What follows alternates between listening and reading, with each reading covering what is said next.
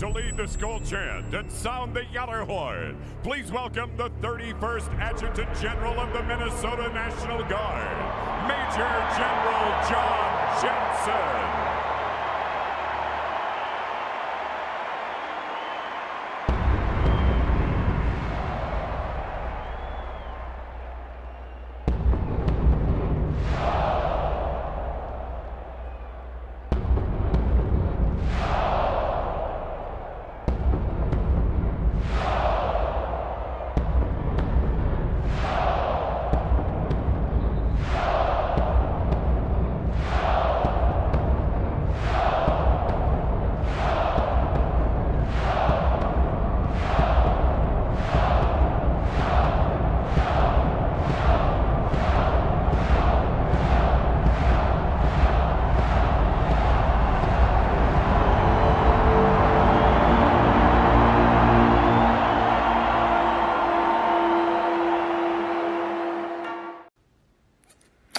Well, hello, this is John Randall, Minnesota Vikings legend, and it is my pleasure to say, Minnesota Vikings fans uncensored, are you ready?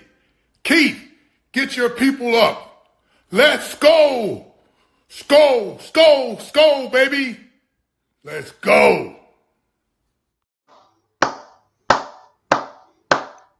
Hello, Vikings fans. Welcome to the Let's Skol Show.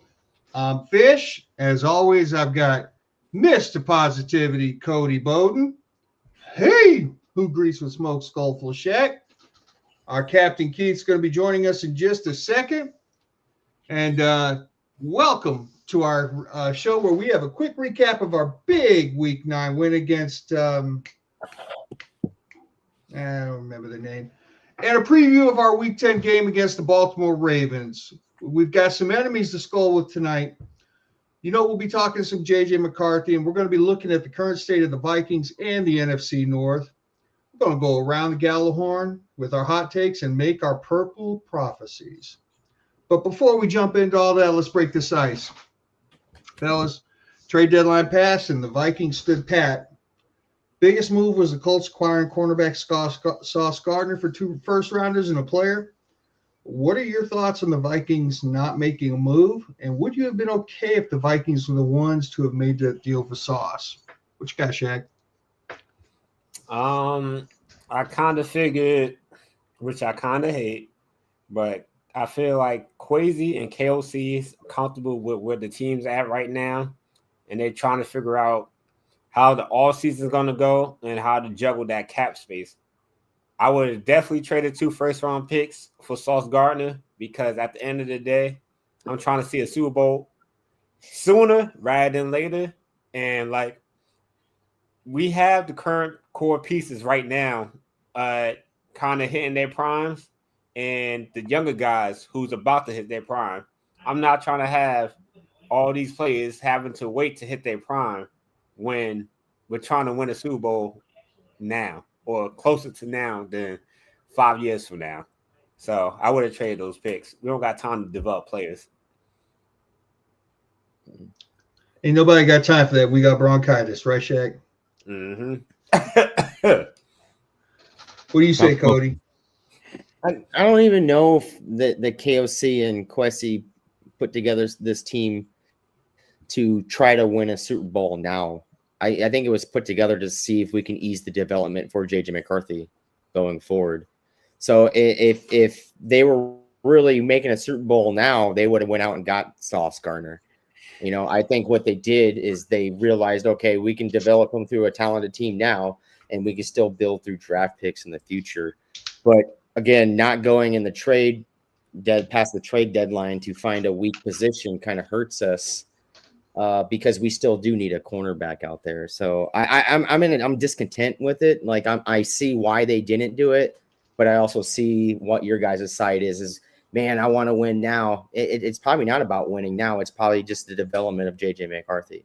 All right, surround him with the talent he has now. Then next year we can start building after all these guys leave. But Cody, do you think that's more related to the schedule? I mean, not the schedule, the record we have now, like 4-4. If we were 5-3 and 6-2, do you think it'd change that thought? I don't know. If we were 6-2, I think they'd be content with the team that they got right now because they're winning. So fair enough. What do you think? What do you think, Captain? I would have liked to have seen a trade. And I think, everyone gets excited because it's the trade deadline, and, trades can be exciting. It can be rejuvenating, but you gotta understand it takes multiple parties to make a trade happen. And just maybe nobody was available for trade in the positions that we wanted. Yes, Sauce, that would have been nice. We don't know that the Vikings weren't in on that, but outside of that, maybe there was just no real good cornerbacks, or there was no center available, no safety available really.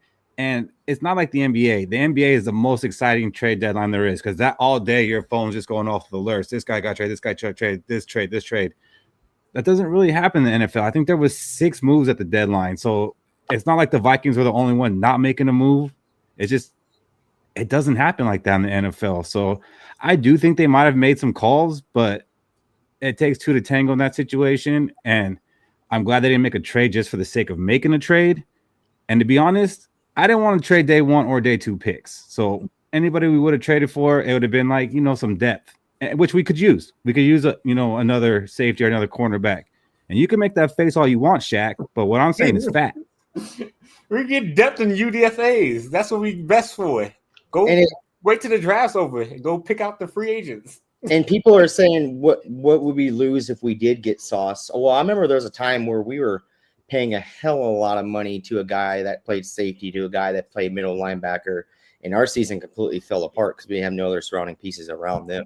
I think it was that 2020 season, or that 2020 season, after their big money portion of every one of those guys' contracts came up. And it's Adam Thielen, Harrison Smith, Eric Kendricks, Daniil Hunter. Like, we were shoveling out money. And what do we have to do? We had to kick the can down the road even further, right? And it damaged us until 2022, to where we finally got rid of the money. Like, we were finally done paying on all those contracts, and that including our extension for Kirk Cousins. So, and then, like, to my point, what player got traded where you're like, man, why didn't we make that offer for them? Aside from Sauce Gardner, okay, because that's kind of like a pipe dream. That was the goal, the crown jewel. Okay, we don't know that we weren't in on it, but what player got traded that we're like, oh man, why didn't we make that move? And I know you want to say Quinn Williams so bad, Shaq. I know you do, but that probably is not where they were looking at going. Like, if they were looking to trade, they were probably looking maybe at a center, a cornerback, a safety, maybe even a linebacker. But like, who got traded in those positions where you're like, damn, Quasi, you dropped the ball on that one. He was available. Like, there wasn't any. At least call Texas. Go ahead, say it. You might as well say it now. Yeah, you gotta see they not looking so good this season. They gotta pay a lot of money to Derek Stingley Jr. Derek Stingley Jr. I'm glad you got that one out. What were you gonna say, Fish? Maybe I'm naive, guys, but I don't remember the last time we made a trade at the trade deadline. How long has it been? TJ Hawkinson? Yeah. I was gonna say, when we got Hawk, I think that was like either the week before or during the trade deadline. Yeah, okay. I don't know, man. But there is that for us as fans, there's that mental stimulation, like you were saying. The Colts are obviously in, and they said we're going to make a run, and they went ahead and got Sauce. The Jets are obviously out. It's obvious they got rid of their 2 best defenders. So, I mean, it would have been nice to see something to show, okay, we're in. Give us an idea of what you're thinking about the season by what you do at the trade line. And standing pat and being at 500 says, I don't know. I don't know what we got right now. So, I mean, it would have been nice to see them try to go land something big, even if they overpaid a little bit for it.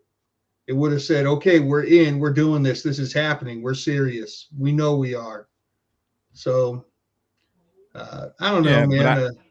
I don't think the fact that they didn't make one is saying that they're not serious. So just there might not have been. It could have been a great indicator. It would have been a clear sign. It would have been a clear sign if we would have made hypothetically, if we would have made the trade for Sauce Gardner, 2 first-round. Would you like to have at least heard that we were in on him? Like, would you like at least have heard that the Vikings did call? The Vikings did. We offered a first and a second, and they said no. They took the 2.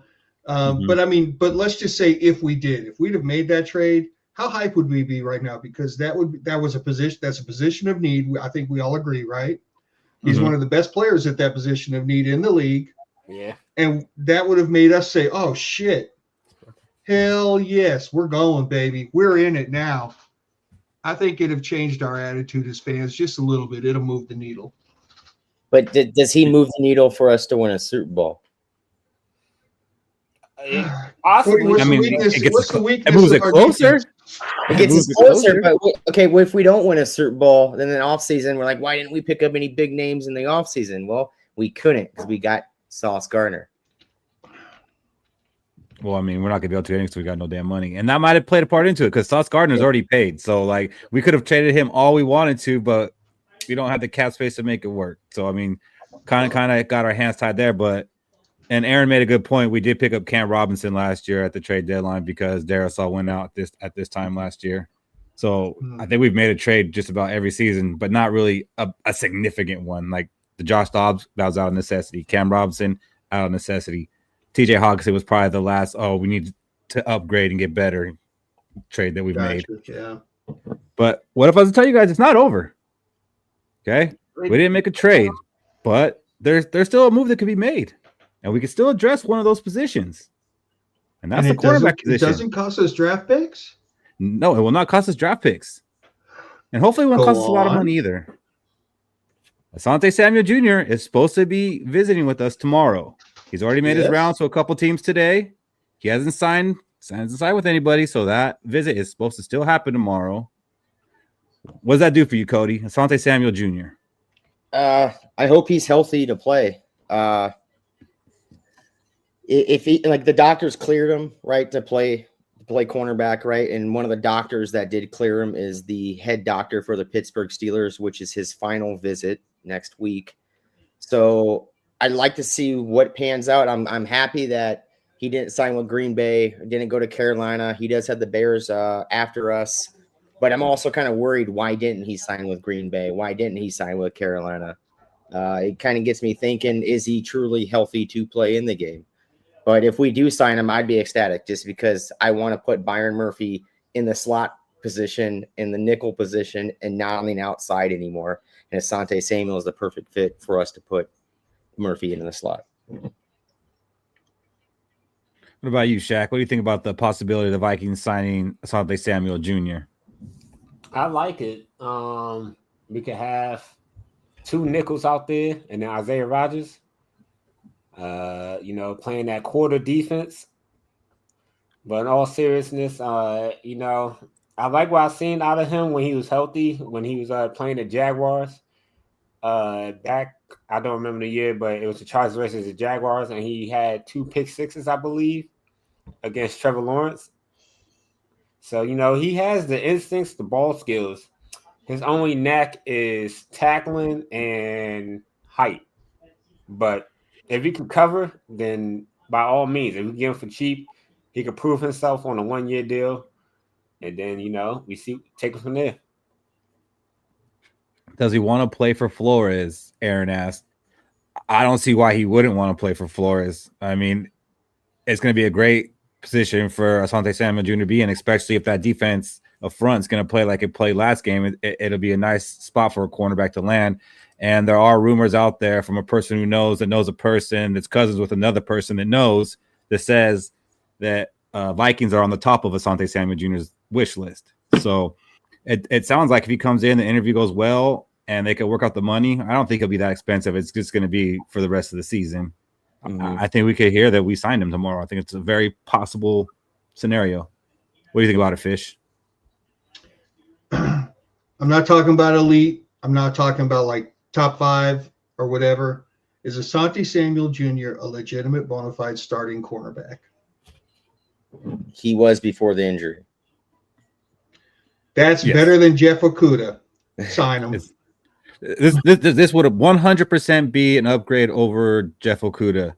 I don't know that he comes in, you go ahead and line him up against the number 1 receiver on the other side, but it definitely does make our team better, in my opinion. There it is. And it's a 7-8 game tryout. Mm-hmm. Mm-hmm. That's a big injury, though. It is, which is also going to factor into that contract. Mm-hmm. So we'll see what happens with that tomorrow. I'm sure we'll get an update at some point. I wonder if he works out for us, because I know right now they're just all it is a visit about, okay, how's your health? It ain't a workout. So I wonder if it's probably not going to be this week if we does visit, but we might have a scheduled workout with him after this week. I think he's trying And to they have their own private doctor come on in. He's like, hey, wait, what's this? Why you putting on gloves, man? Yeah, yeah, something like that. Wait a minute. Why do I got to turn my head and cough? Well, if he can turn his head at all, so that's big. Oh boy, I hope so. Honestly, a scary factor.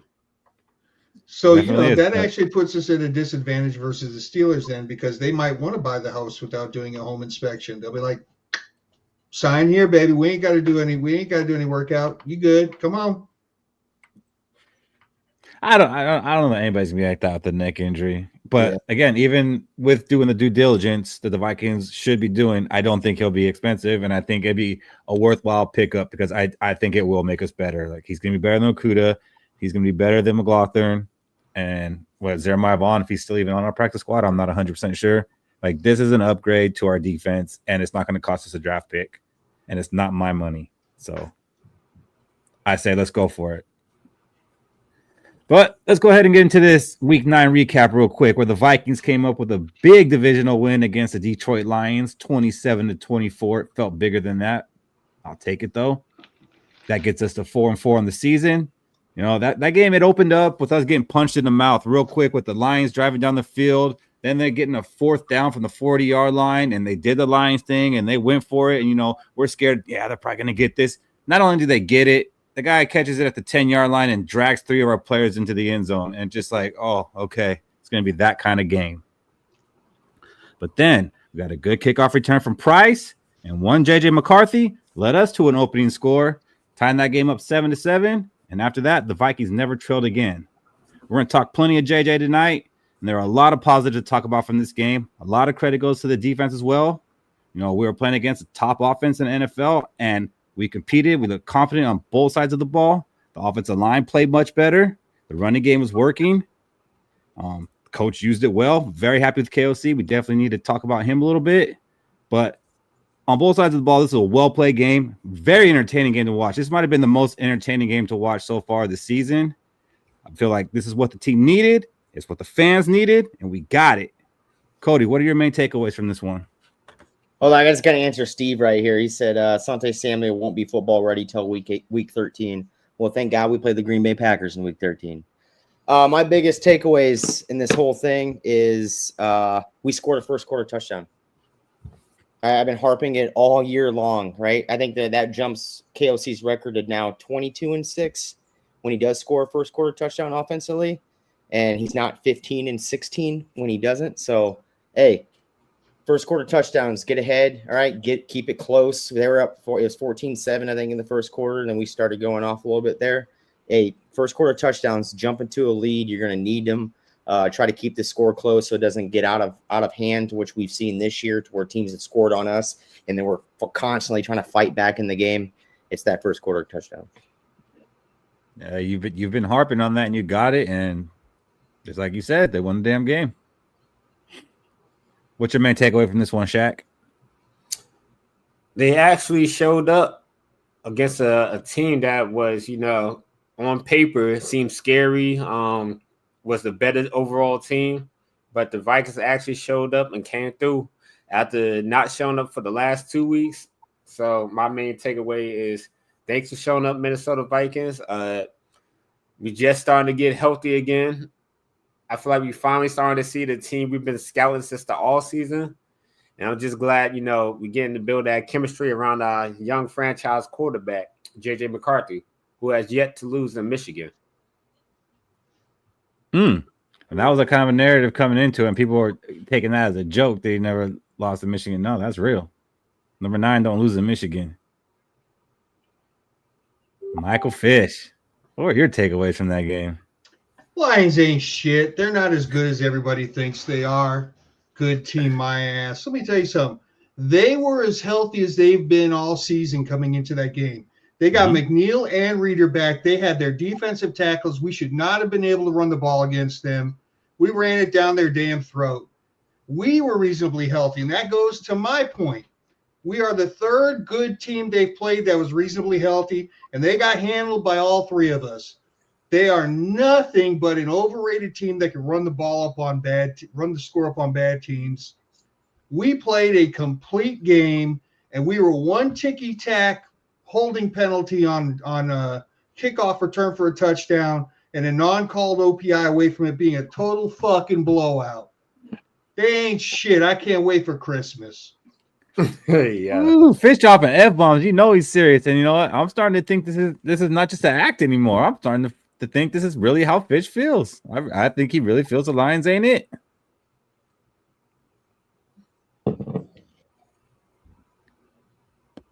Oof. They Neither are. was Knicks. I've been dead serious. I called them the most dangerous 7-win team in the league at the beginning of the year. And then they won again. They weren't supposed to.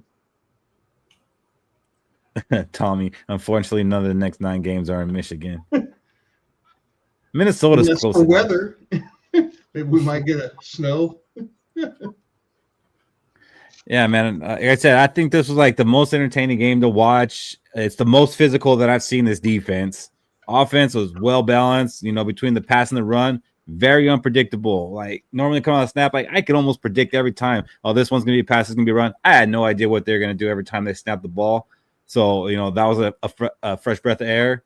Very fun to watch, and they look like a playoff team. They look like the team that we were expecting to get in the offseason when we made all these free agent acquisitions. Drafted a guard, beefed up that offensive line, got those 2 guys on the defensive line. Man, everything we wanted to see, we saw in this game, and I just really hope we can continue it. And like you said, Fish, this game could have been close to a blowout. How we got in that kickoff return for a touchdown. Special teams, that's their 17th penalty in 8 games. That's over 2 penalties a game on special teams. That's ridiculous. And the Lions' first 2 touchdowns, man, they got them on 4th down. Like we were just that close to stopping them, and we stop them on those 2, man. They don't even score a touchdown. And the offensive pass interference. So yeah, man, that game could have totally been a blowout the other way. And what's funny is I tuned in some Lions podcasts and TikToks and just seeing what they're saying. And they're saying the same damn thing, that they almost blew us out. And if we just went back and watched the game, we'd see how close this was to being a blowout and how lucky we got. And I'm not saying this as a Viking fan and drinking Kool-Aid. I don't see what they're seeing. I felt we dominated this game. They came out and punched us. They came and punched us in the mouth that first drive. They did. They made it look like how I was afraid the game would look. But then after that, we were in, I'm not going to say cruise control, but we were controlling the pace of that game. Yeah, they were never in this game. Them blowing us out my ass. They were never in this game. They were down by 2 scores for the majority of this game. I think so close was when the clock was 15 minutes in the first quarter. I'm just saying, like, that was very impressive, Fish, that we came and tied it up, and then we never looked back, and we never trailed to this game again. Yeah, they're so used to we beat them on all 3 phases of the football game. All 3. Yeah. So, Fish, what was your catch in this game? All right, this was a tough call, guys, because I will say this. There were 3 plays. There was that great hustle play by Cashman where he popped the ball out from Montgomery just as they were starting to get going. There was the blocked field goal because it was a 6-point switch in a 3-point game. But what it came down to was the JJ McCarthy scramble for a touchdown. And the reason I settled on this one really was it put us up by 2 scores. It gave us that cushion. And when we think about this season and how maligned we've been in the red zone, where we're not running the ball in the red zone, we're not forcing it down their throat. Sure enough, it was another pass play. But here's this young kid sees Hutch break inside with no containment on the corner. He takes it around the corner, and then he kind of jukes Anzalone and makes it to the pylon and scores a touchdown. And was this third down? I almost think this was third down. It was third down. Yeah, so this is the difference between a touchdown and a field goal right here, fellas. Yeah. Right there. Who's that? Who's their quarterback? And I thought he was going to get tackled because the way that angle looked, it looked like JJ McCarthy was going to get tackled around the 10. By Anzalone, right? I think that was like Branch. Anzalone had him dead to rights. But I think Branch was the one at the sideline. I mean, at the end zone. And JJ said he wanted to bump into him. McCown's laughing. He's like, "Don't be doing that." How about Addison to have the wherewithal to come start blocking? Yeah, that's smart, and he's gonna be rich. Addison had a couple blocks in this game. I should have got the video, but there was one play where he came across the middle on one of the screens and he took out two players with one block. Mm-hmm. And I remember that being a knock on Addison his rookie year is that he wasn't a good blocker. He was a liability in that, and that's why he's never going to be a complete player. He showed a little something in this game. I don't know. Maybe he's got a little bit of a chip on his shoulder with his off the field stuff, and he's kind of feeling like he's got to prove himself a little more. But Addison's been a damn good player since he's come back. I mean, looking at Addison, he was running a straight out route. And he knew he's looking at McCarthy rolling out, and he knew that there's nobody behind him or going to come close to getting McCarthy. And it's an easy walk-in touchdown for him. So he goes into the middle of the field, so he opens up a giant lane. Smart play. Shaq, do you feel like this was a get right game for the Vikings? Yeah, it's definitely a get right game. I think that was JJ McCarthy's second rushing touchdown. Just one touchdown away from hitting my hot take. Oh, you got three, huh? So, yeah, it feels good. Like, nobody counting us in. I like when the Vikings are the underdogs. I don't want teams to be on. I don't want the national media to be on the Minnesota Vikings train because I feel like when they're on our side, we just don't show up. And then they be like, there goes the Minnesota Vikings that we all know that choke. So, don't root for us as long as the Minnesota Vikings know nobody wants to win. Nobody wants to see them win besides themselves. That's all we need to know. Good win. Great win. Cody, how do you feel this game, changes our outlook rather than if we would have lost this game being our third loss in a row? How does this win change the outlook of our season going forward? I think it gives great confidence to JJ McCarthy knowing the team that he beat, probably the best team in the NFC North going forward. And that's big for his development. Like even if we lost this game, right, and he played the way he did with the 3 touchdowns and the 1 interception, I would have been happy because it was showing signs of development. I watched him throw the out route passes and they're really perfect. So for the outlook of the rest of the season, I think it's a huge chip on JJ McCarthy's shoulders to go in there after coming off an injury and then walking in, and I'm happy for that for his development.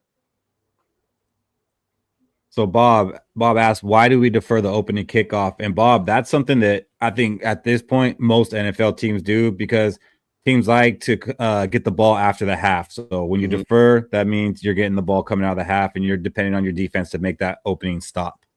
I like that strategy. I don't like giving them the ball at half just because how the game's going. Like, that could be death. Mm-hmm. What about you, Fish? How do you think this, changes our trajectory and our outlook? That we won this game and we didn't lose 3 in a row and go to 4-5, but instead we beat a good team. Whether you want to call them a good team or not, they're a good team. Put us 2-0 in the division. How does this change our outlook? It didn't change mine at all. First of all, after that Chargers game, I said, McCarthy's coming back. This is going to be a different team. That was the whole reason of my confidence. I knew that once Wentz was out, this was a different team. Restarting the season, here it is. And I'm going to build a little bit on what Cody said. We're the best team in the division. And we just showed that. Okay, we've got our starting quarterback in. What would the Lions do if Jared Goff went out for 5 weeks? Would they go 2-3? Yeah, probably. Would that mean that suddenly they suck ass canal water for the rest of the season? No. And neither do we. We're the best team in the division. We showed them we're the best team in the division. It's just that we didn't have our starting quarterback for 5 weeks. That's the only reason their record's better. As for our outlook for the rest of the season, as long as we can stay reasonably healthy, we're going to win this division. 9-0. Knocking on a little bit of wood. 9-0. Knocking on a little bit of wood there. 9-0. Hey, Shaq said after that Charger game, we're going to go 10-0. So right now he's 1 for 1. Off to a good start. What I said to that was crazy. If we do end up going that 10-0, we still have a worse record than last year. Hey, it's just something different about this team. Shaq will still be like, we'd have been better with Sam Darnold.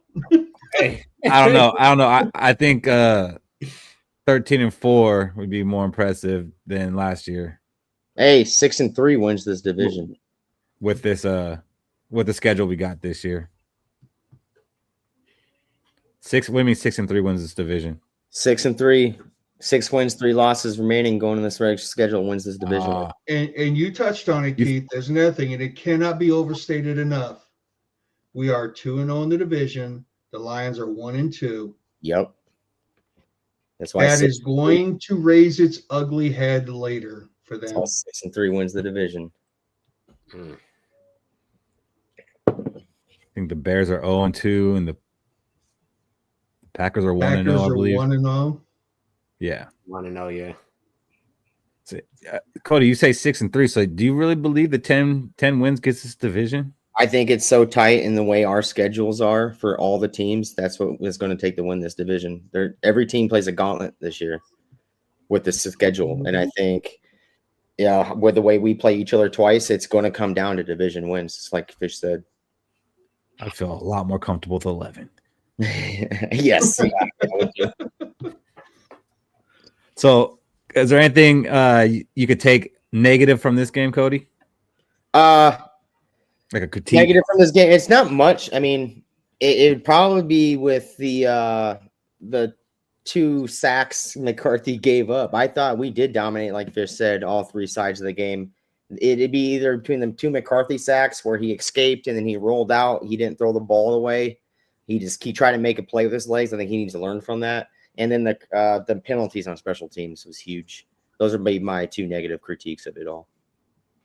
I'll piggyback just because I was going to say the penalties as well, especially on the special teams. Those ones have been bugging me. Like the pre-snap ones bug me, to no end, but even worse are the special team ones, especially because we got a guy like Miles Price who we got to give some love to, who's, returned his ass off. He could be going for a Pro Bowl, if not an all-pro kick returner, but he's had like 10 kick returns called back due to a hold this season. That is crazy. I don't remember a season that's been like that.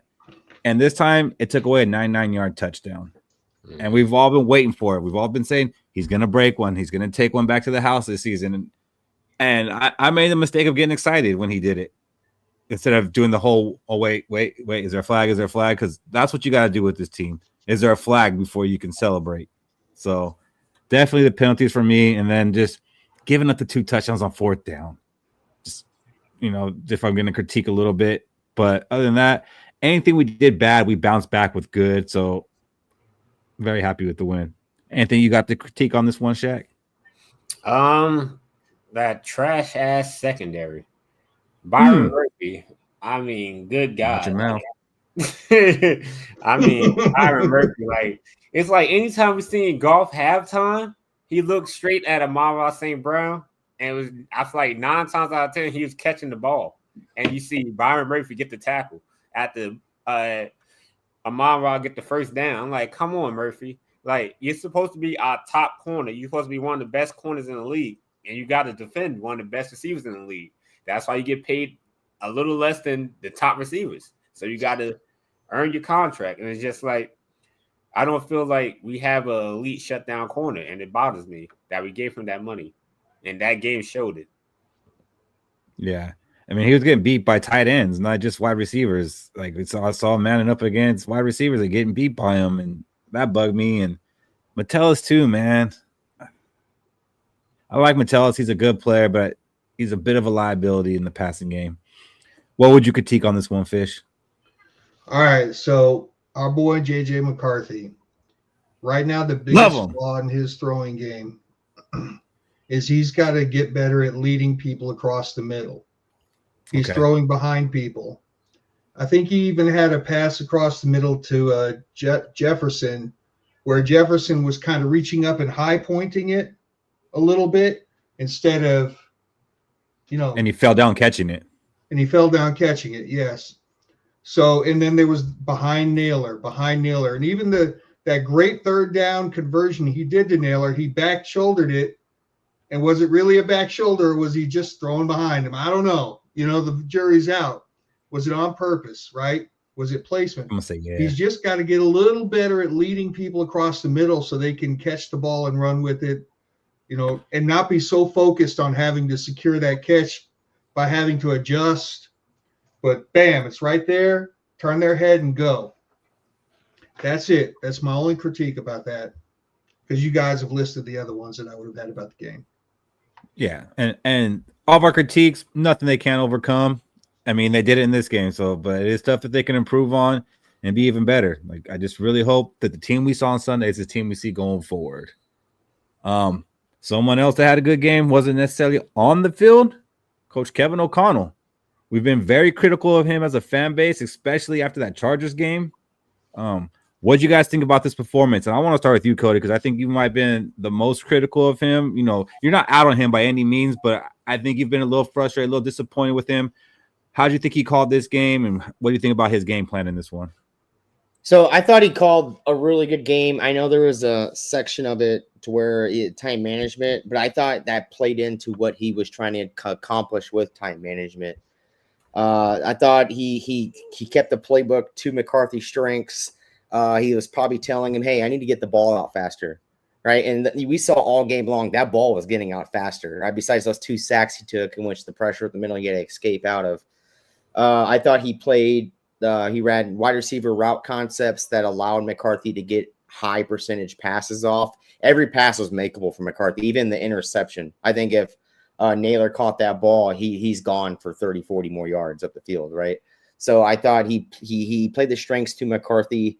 I think when Wentz was in the game, he couldn't necessarily do that. I think the play schemes was already in place to start the year with McCarthy. It was enjoyable to see him put McCarthy in a good place so we can see how he is developing forward. And I expect more of it, and I expect more of a playbook to be open as the season goes along. I'm very pleased with what KOC did this game. Yeah, same, man. A lot of people are saying in the chat, and I agree with everything you said, but that goal line at the end where, they ran it the first time, didn't get it, then he calls 2 pass plays instead of a run where, come on, man, you got to imagine Jordan Mason's going to get him there on one of those 2. And if not, you at least drain 90 seconds off the clock to still get the field goal that you ended up with. Mm-hmm. So I feel like all game he called a good game, but then, you got to that one critical spot of the game and you kind of reverted back to, what we've been critical of. But overall, man, this was probably KOC's best game. You agree with that, Shaq and Fish? Yeah. I feel like me and Fish been more critical than Cody because we made KOC run laps back-to-back weeks. That is true. Did you guys ever tell him to stop? I don't know. Fish was the last one, so. I do not think KOC called any better of a game this game than the last couple. I think our execution was better. The only improvement that I saw in this was JJ McCarthy was up to the line of scrimmage with 9 to 12 seconds left on the clock instead of 5 to 7. So there was more time for the quarterback to evaluate the defense and get into what they wanted to do with the play. Other than that, I mean, passing in the red zone instead of trying to run it, bad time management at that point where we talked about where we could have made it where they had no time left on the clock. I didn't see a difference in what KOC was doing. I didn't see not one difference. I just saw our team execute what he wanted better than what we've been doing. I mean, they were 50-50 pretty much on the pass and run. Yeah, it was pretty. I think he stayed committed to run. Like, I think often he starts out committed to the run, but by the second quarter he abandons that. How And I many felt he total stayed with it plays to the end. did we have more plays in this game than we did, say, against the Chargers? I bet we did. I think we actually had less. Yeah, Really? yeah. We had a short field a lot. I mean, that would change if we had less plays. Yeah, we did have a short field, but if we had less plays, then it would probably change my opinion a little bit. But if it's the same or even a little bit more, because I felt like our offense was on the field more.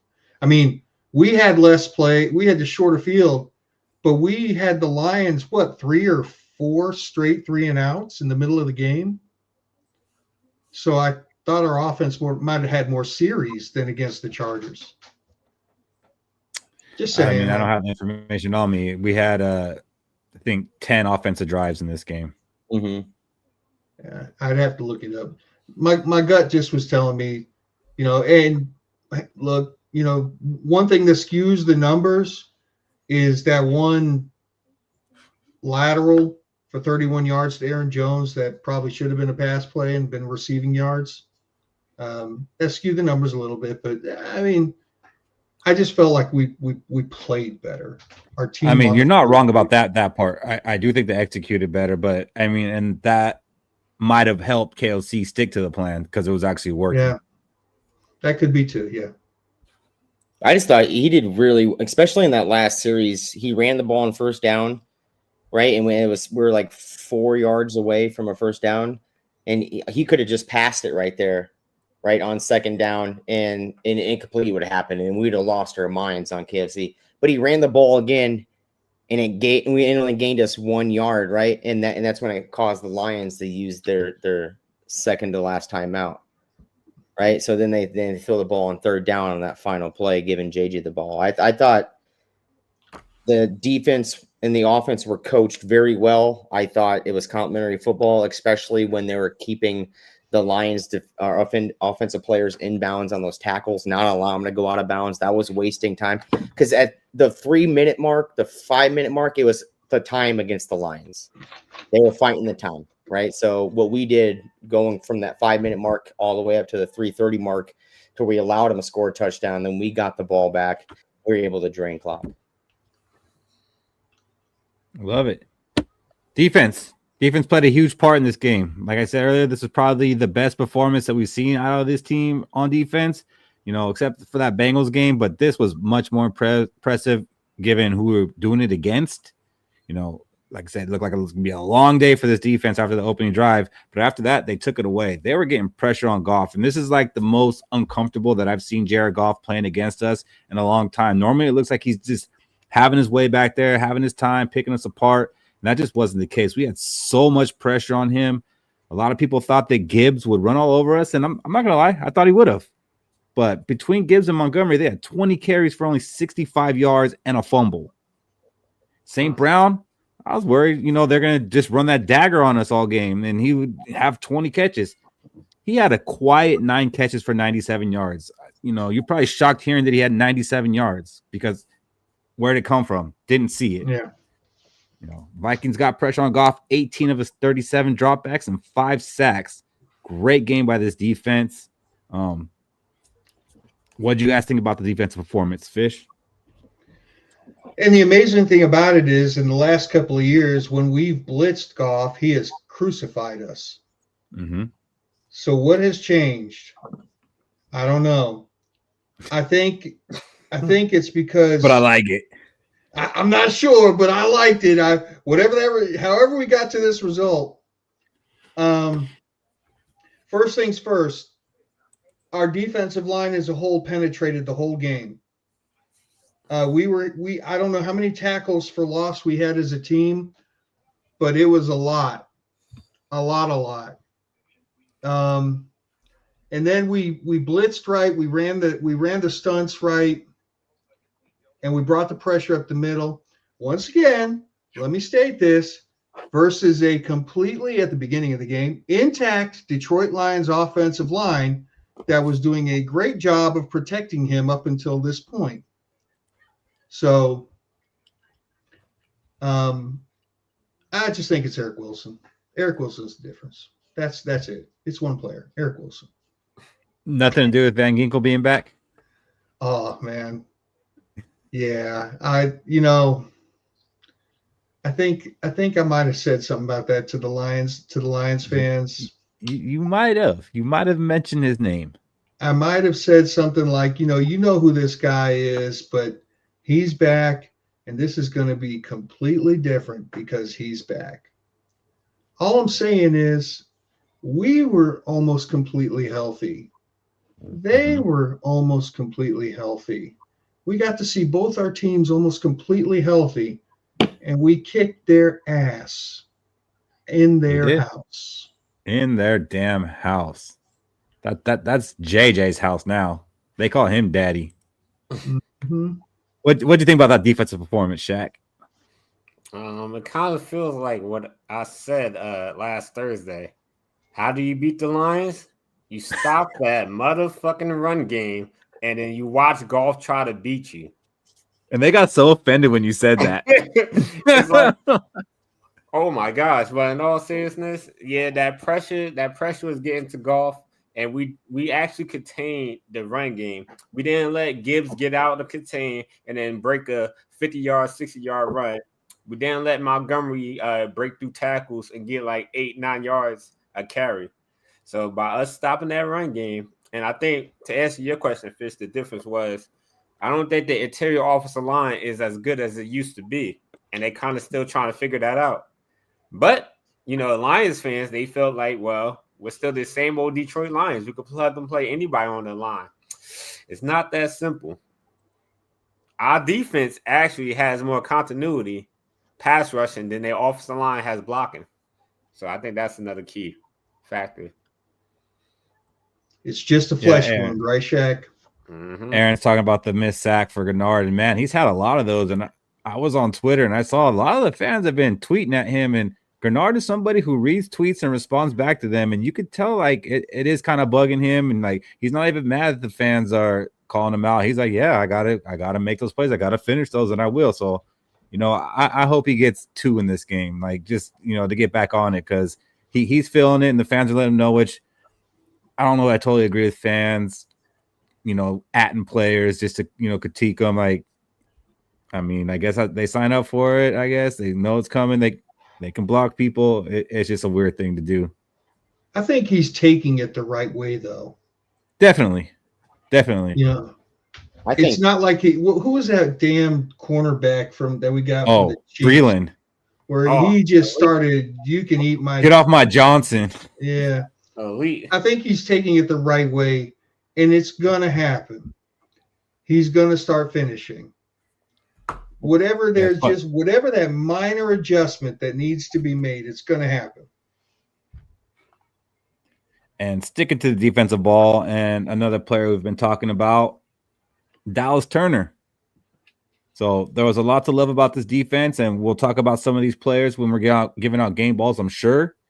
But Dallas Turner, with Van Ginkel back, only played 14 defensive snaps. And this was a game where the plan was to pressure the quarterback, and he was not involved in that game plan, which that's what I thought he was supposed to do. So, a lot of people say, no, Dallas Turner's doing a job. Dallas Turner's looking good out there. I think if that was the case, even with Van Ginkel coming back, he would have had more involvement in this game. What do you guys think about that? I think Brian Flores is a little angry at Dallas Turner. I think he was angry at the whole defense, and he gave him the Tua treatment. And after the Chargers game, watching Dallas Turner play wasn't good. So I think B-Flow went off on the defense, right? And the guy he had to make an example of in front of all of them was going to be Dallas Turner after that game. And you can tell how the defense started, right? And they figured out, oh, yeah, this dude's pretty mad at it. And the defense started lining it up. I think Dallas Turner is the new Brian Asamoah in the doghouse of Brian Flores right now. And that's not boding too well for a Kwesi first-round draft pick that you traded up to get. It's no longer this. It's this right now. You know what I'm saying? One has descended, the other's back up in your Cody, for those that don't know, are probably scratching their head right now. Yeah. 6'7". It's not. He's like, it's just 7. Yeah, that's not what. Let's go with that. Let's just go with that. Yeah. What do you think about it, Shaq, with the decreased play for Dallas Turner? I feel like he's just not ready. I feel like we can't really be too mad at Dallas Turner because we all got to remember he is the same age as JJ McCarthy, who's still learning. And like being a pass rusher entering the league is just as hard as being a quarterback because you're going against stronger, faster grown men who've been doing this longer than you. So he got to find some ways to develop his counters, just work on his technique. And I feel like eventually he's going to get it. He has the athleticism. He just got to work on his technique. No. So you're not out on Dallas Turner yet? Nah, but I still think we should got Jared Verse, but that's another story. Who? Ooh, Lowe says he's not going to be ready. Lowe's out. Well, He's not it. Yeah. It's weird because he didn't get many snaps last year, or and that's Brian Flores' defense. I just think Brian Flores just sees he's not good. He doesn't want to play him. So Lone Wolf is, he's doing what I said some of the fans are doing. Dallas Turner has a good pressure rate. He's good in coverage, good against the runs. Just because of sacks up there don't mean bleep. All right, Lone Wolf, what does it mean that he only had 14 snaps in this game when the Vikings were rotating players like crazy in this game? And Van Ginkel's coming back from a neck injury. If he was out there handling business, I think there would have been more rotation, more snaps for him. So whatever you think, whatever you think he's doing good, I don't think the team sees it that way. Maybe I was one of the most stoked ones that we got him. I was with Cody dancing, taking shots, and oh my gosh, we got our guy. We got both our guys. Like it's a little murky right now. I mean, I'm not gonna be totally out on him, but I'm gonna say the signs aren't looking good. One last shout out I gotta give on the defensive side of the ball. LDR, who made his impact both defensively and on special teams, and in fact was named NFC Special Teams Player of the Week, making him the second player from that 2024 draft to get a Player of the Week honors. Kwesi can draft or what, guys? So he had that field goal block, but he also had his first sack in that game. What do you think about your man LDR and his game, Fish? Sorry. You look alike. You do. I mean, we're kindreds, and we're both wearing black. So yes, he blocked that field goal. Love it. It was a big swing. It was almost a catch. He did his one trick. He got his sack. Yes, and I've got something more to say about the defense later as part of something else. Mm-hmm. But he has shown some improvement versus, when he was drafted. He is showing some improvement. Would I want to see him as the starting defensive tackle for the Minnesota Vikings? Not yet. And that's fair. That's not fair. Yet. But he's working his way to get snaps. Yeah. And for a 7th rounder, he's doing more than we can expect for that. Exactly. Also, shout out to Jalen Redmond for doing what he's been doing all season. What we all knew he would end up doing for this team from the day we signed him. 4 sacks. So, shout out to him. I'm excited. Keep it up, he's going to be stalwart. He's looking just like Patrick Jones out there. We were like, all of us were like, who? And Fish like, nah, just watch. All right, fellas, let's do it. JJ McCarthy, just give me your thoughts overall on our franchise quarterback's 3rd start. Cody, lead it off. So I just read something that if he scores a touchdown the first quarter on Sunday, he's going to be the first rookie or the fastest quarterback or the most touchdowns for a quarterback through 10 quarters if he scores just one touchdown, rushing or passing. So that says it all right there for me. The limited amount of quarters he's played, and especially coming back from the injury into Detroit, facing those Lions, there's nothing much else that I can say is, man, I'm glad, I'm happy. It totally changed the team, just like Fish said.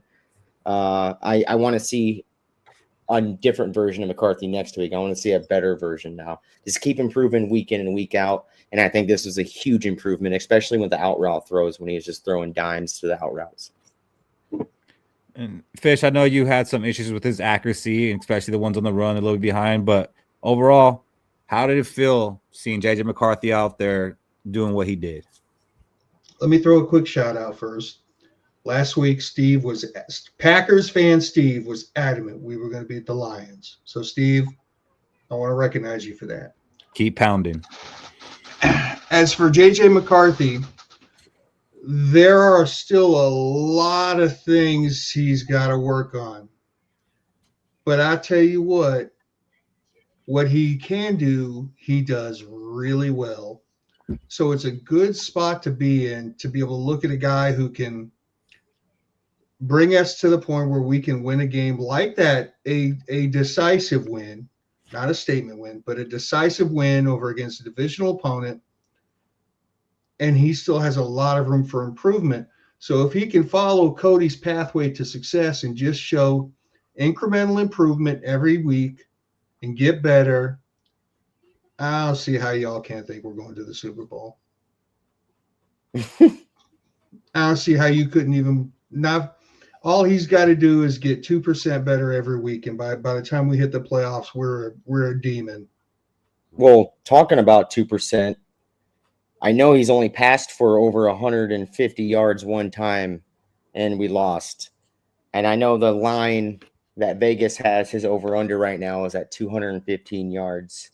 I would love to see actually, I'm going to call it. I'm going to say JJ McCarthy throws for over 215 yards against the Baltimore Ravens. That is going to be my calls it for the week. All right, I think the Baltimore Ravens defense it's not good. It's not a good defense. They lost their best interior pass rusher. I don't think Malachi Starks is all that at safety. I think their defense is all about Kyle Hamilton, and they're going to be using him off the edge over and over again. So I am going to go with my calls it this week is JJ McCarthy will throw over that Vegas line of 215 yards, the most yards he's thrown this year. Ballsy. Do you think that's at the sacrifice of the run? No. I think he gets 216. We still rush over for 136 yards like we did last week. Just add a little more. Add that 31-yard catch to it and be all right. So you're talking about the 215 yards, Shaq. A lot of people are still being a little bit critical of JJ McCarthy. Like, how can you guys be excited about this? The guy threw for 143 yards. Does that matter? No, you can ask Kirk Cousins, who always had like 4,000 yards for us. But what did that amount to? Just passing yards, individual stats for him. At the end of the day, there's only all you need is touchdowns and a few yards. If you could help, whether it be running yards, motivating your team to do better, those are all like all the stuff JJ McCarthy could do. You can't categorize into numbers. So that's the difference. In sometimes it's not all about just the numbers.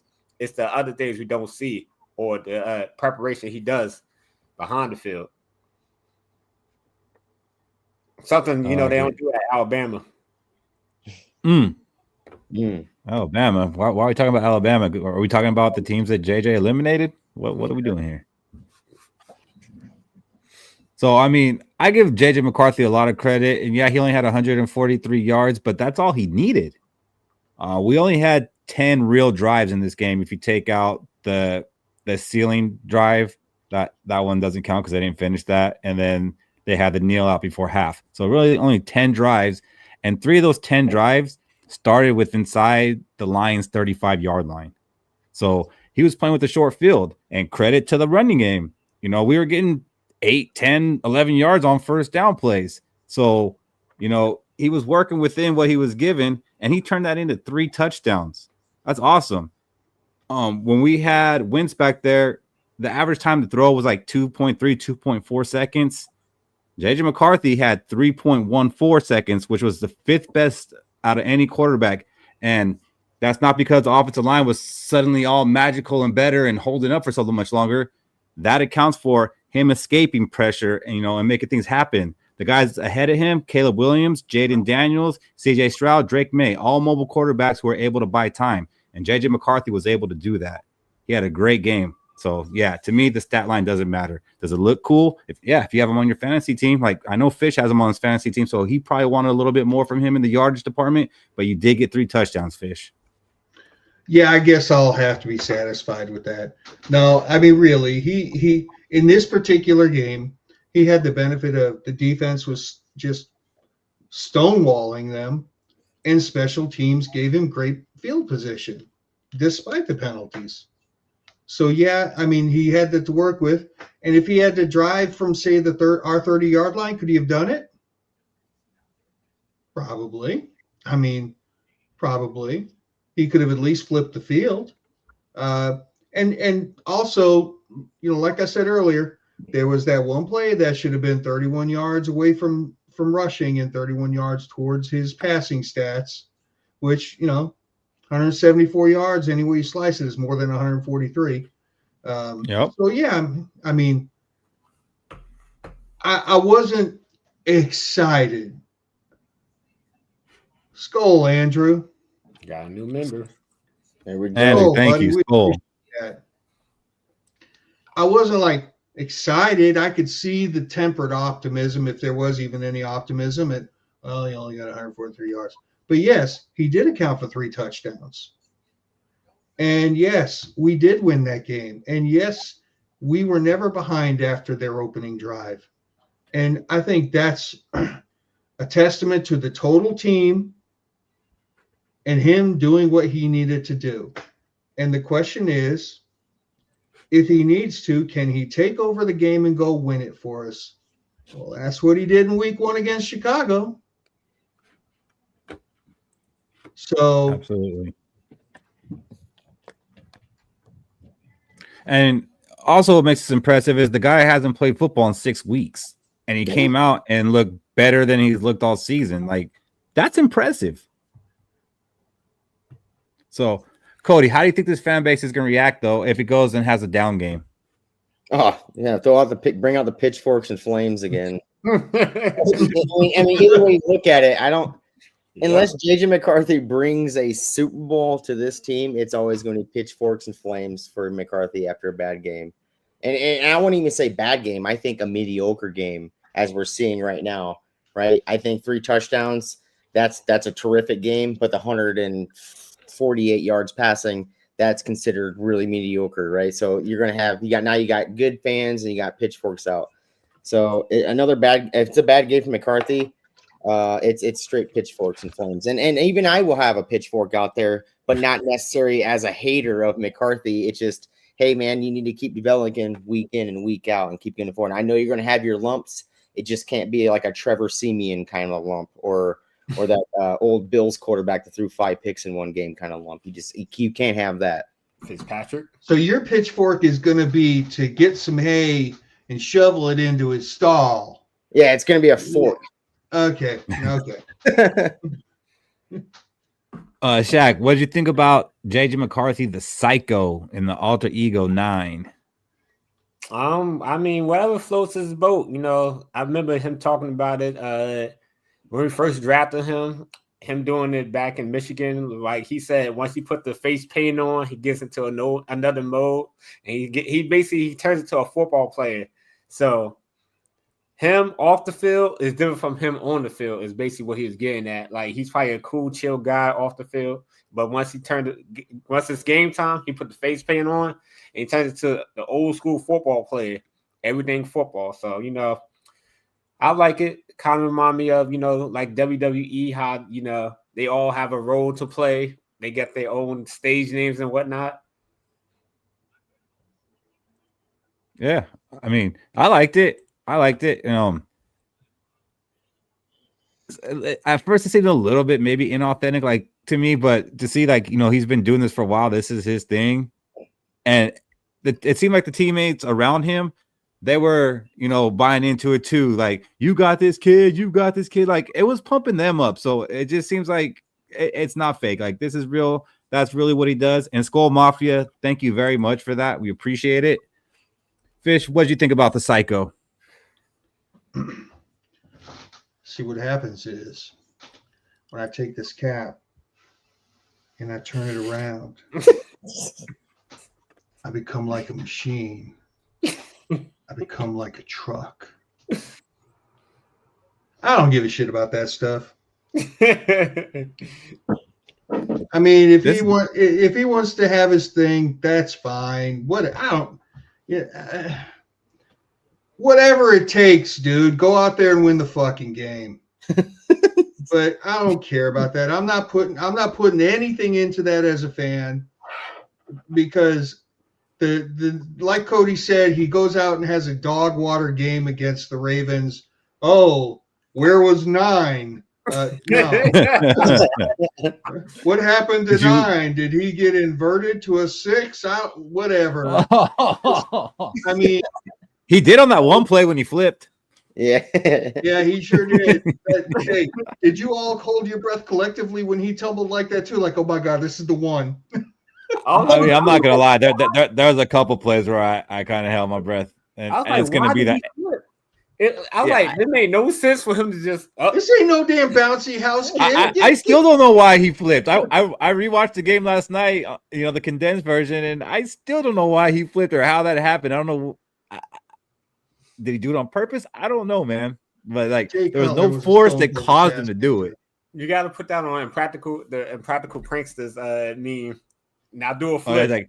Now do a flip. Do a flip. He was just showing that the ankle was okay. Crap out of all your fans. Yeah, he was just showing that the ankle was good. All right, well, it's time for us to do some game balls for this game. When the Vikings lose, we make these players run laps, and we have players running laps the last 2 weeks. This week, we finally get to beat KOC and hand out some game balls, and we are giving our LFS Player of the Game ball to JJ McCarthy as a team. He went out there, and like this felt like his first real game. Like the Bears game, cool. That was a fourth quarter comeback, jittery the first 3 quarters. From end to end, JJ went out there, balled. So he's getting our collective game ball, the Let's Fucking Skol game ball. So Shaq, why don't you go ahead and kick it off with who you were giving your individual game ball to? So my individual game ball going to a player we kind of talked on, Fish had brought up, Eric Wilson, in his second stint with the Minnesota Vikings. Against the Detroit Lions, he had 6 total tackles, 2 sacks, 3 tackles for a loss, 2 QB hits, and 6 total pressures. He also, on a key third down play, had got a sack on the quarterback before the halftime. So the way he's been balling out for us, I don't think nobody seen this coming. Like, his first stint with us, I was like, I wasn't really feeling it because I was a big fan of Eric Kendricks. And then people was telling me, yeah, we got Eric Wilson. We don't need Kendricks no more. And then it was kind of like we got Ed Donashell. And when we had Ed Donashell and Wilson, it's like, well, he's not really showing me much. And then, he left and he came back. But the way he balled against the Detroit Lions, he deserved that contract that Fish wants to give him. Skol, Eric, and happy birthday. Happy birthday. Happy birthday, Eric. Shot. No shots. Oh my God. No shots. You give me flashback. I can't even listen to that song no more. Everybody. So you gave yours to Eric Wilson, and I'm right there with you. I'm giving my game ball to Blake Cashman. We've been pretty critical of him the past couple of games because we are all big fans of Blake Cashman and what he brings to this team. And after we went out week 1, we were sorely missing him, and we couldn't wait for him to come back. And when he came back, the first 2 games wasn't too great. It's like, oh, man, like, is he still hurt? What's going on? Nah, man, that dude is fine, and he played like fire that game. He was definitely a driving force to us winning, led the team in tackles with 14. He didn't have a sack, but he had 3 pressures that led to sacks. He could have been given half a sack on one of Wilson's because he drove Gibbs right into Goff at the same time that Wilson got to him and sacked him. but that's cool. He doesn't need the stats. We saw what he did. We saw his impact. And then he had that fumble, forced that fumble on Gibbs, which to me, that was my play of the game. Him causing that fumble and us getting it. That's kind of where I started to feel like, you know what, man, we can actually win this game. Like, yes, things are in our favor right now. And when something like that happens, we win the game. So my game level ball of hustle on that play too, Keith. Blake Cashman, a lot of hustle all over that field all game. But yes, that one, he came from behind, and that was gonna be a backbreaker because it was like a 3rd and 9 play, and they did, I think it was a pass kind of behind the line, and he was about to take it for a first down and kind of just like break our hearts. Like, oh my gosh. And he did. He took it past the first down sticks, but then punched it out for that fumble and just changed any momentum that the Lions were about to get. That play was huge to me. So, Blake Cashman, my game ball. Who you giving it to, Fish? Man. A player that's been under the witness protection program since week 1. Haven't really seen his name come up a whole lot, but big fella showed up, Javon Hargrave. That man had 8 tackles, which my sources tell me is a lot for a defensive tackle. And he had a sack. And his best play of the game, he split a double team and had a tackle for a loss on Jahmyr Gibbs and just shut him down. And that's what made me stand up and take notice. Hey, wait a minute. I've got that guy's name on the back of my jersey. Might not have the right number, but I've got his name on the back of my jersey. There he is. Javon Hargrave had himself a ball game Sunday, fellas. He did. And we need to get that out of him consistently. That's what we signed him for. That's what we brought him in for, to be disruptive in the center. He was good. Cody, who'd you give your game ball to? So my game ball goes to KOC just because we passed the ball 34 times and we ran the ball 20. And I'm looking at this like past games where we'd only run the ball 11 times. So he played to JJ McCarthy's strengths. And on top of that, what he did in that 3rd down, we could have just ran it one more time on that 3rd down and it went to a 4th and short because I think we were at 3rd and 4 or something like that, right? We could have got it maybe 2 more yards off a run or maybe even gained the first down off the run. What he did is he handed the ball to JJ McCarthy and he said, hey, go out and win us this game. That boosts so much confidence in your young quarterback that has only played 9 fucking quarters in the National Football League. To allow him to give him the ball, to allow him to do that, it's only going to surpass what his development is going to go through. So KOC, you get my game ball. It's from what you called in your last section of game, the last series of the game, to where you gave the ball to your young quarterback, told him to win us this fucking game, and then what you allowed with our rushing. Well, I guess he's done running laps, so that's good. I don't know that he can hold on to that game ball. He should be pretty tired. Try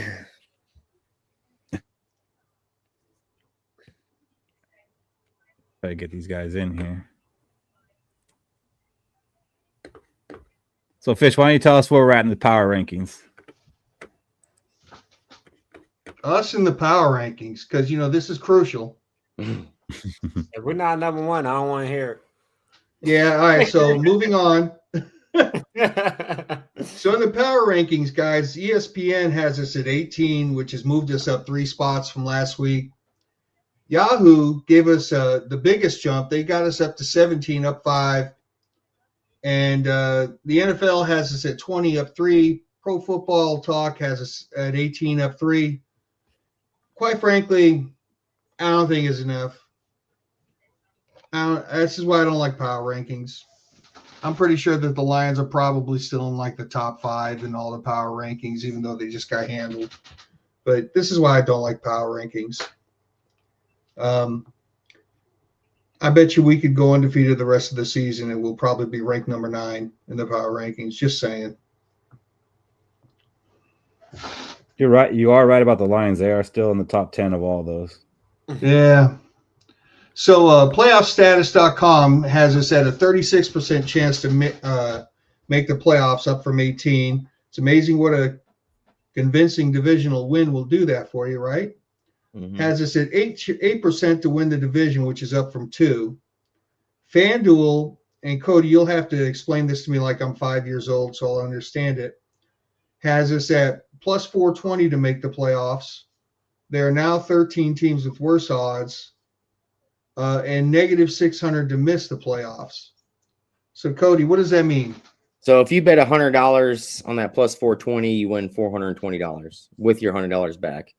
If you bet $100 on the minus 600 to miss playoffs, you only win $60. So it makes pretty much good sense. I mean, that plus 420 is looking enticing. It's going to look even more enticing if I watch at the first half when we're up 21 points on the Baltimore Ravens. Then I might throw down on that plus 420. I might do. Shaq, that sounds like it's the odds for you, buddy. It definitely is the odds for me. I might have to go holler at Snoop Dogg. Drop that $100. Here we go. It's 420, baby. You got to throw down on that. Go celebrate that playoff win. I won't remember if we won or lose. So a quick look at the NFC North. The Packers are still in first place at 5-2-1. But damn, those two losses are to the Browns, the Panthers, and a tie to the Cowboys. So those 5 wins aren't necessarily that impressive, and they got to play the Eagles on Monday Night Football this week. Lions are in second place at 5-3. They got the Commanders this week in Detroit, in Washington actually, but no Jaden Daniels. Bears are at 5-3, surprisingly, and they get the Giants in New York. Vikings still in last place, but they're 4-4, and we got the Ravens at home. NFC North, only division in football where no team has a losing record.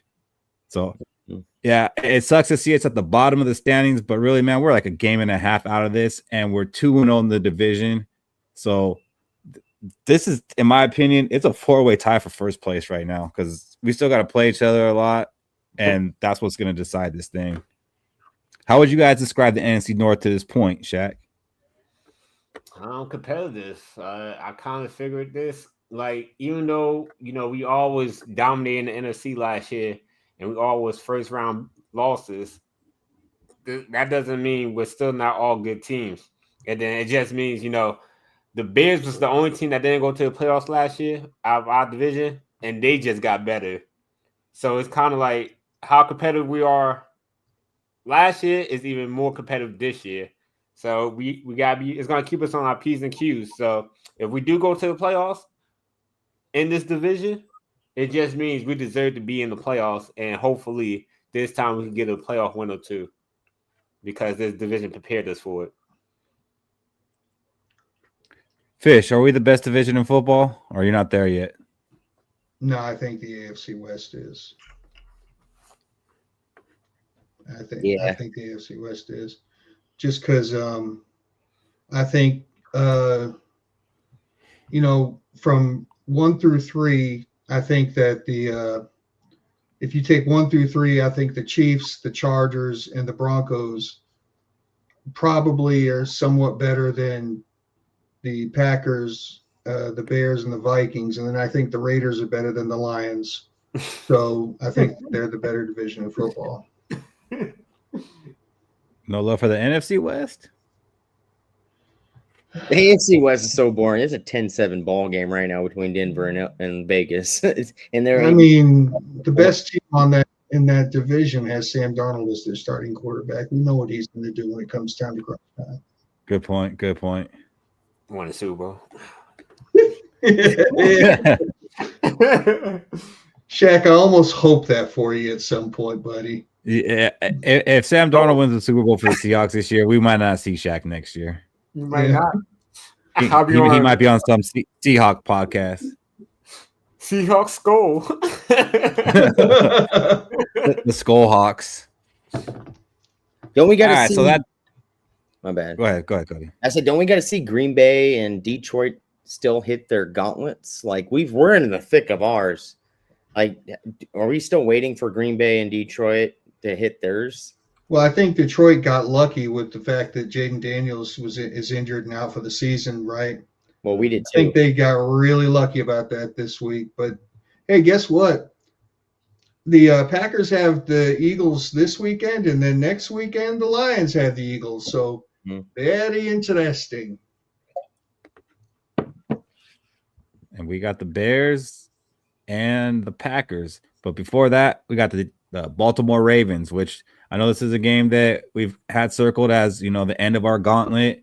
And at first it looked like, hey, this might not be the tough game that we were expecting. They were dealing with injuries. Lamar Jackson wasn't playing, but now he's back. And I don't think I saw a single player on their injury report this week so far. So they're going to be the healthy Baltimore Ravens. And they're coming off a dominant 28-6 win against the Dolphins last week. They're 3-5 right now. But again, they played 3 games without Lamar Jackson, and now they've won 2 in a row. 2 games behind the Steelers, but many are still predicting them to win that division. Like, that's how much respect this team has.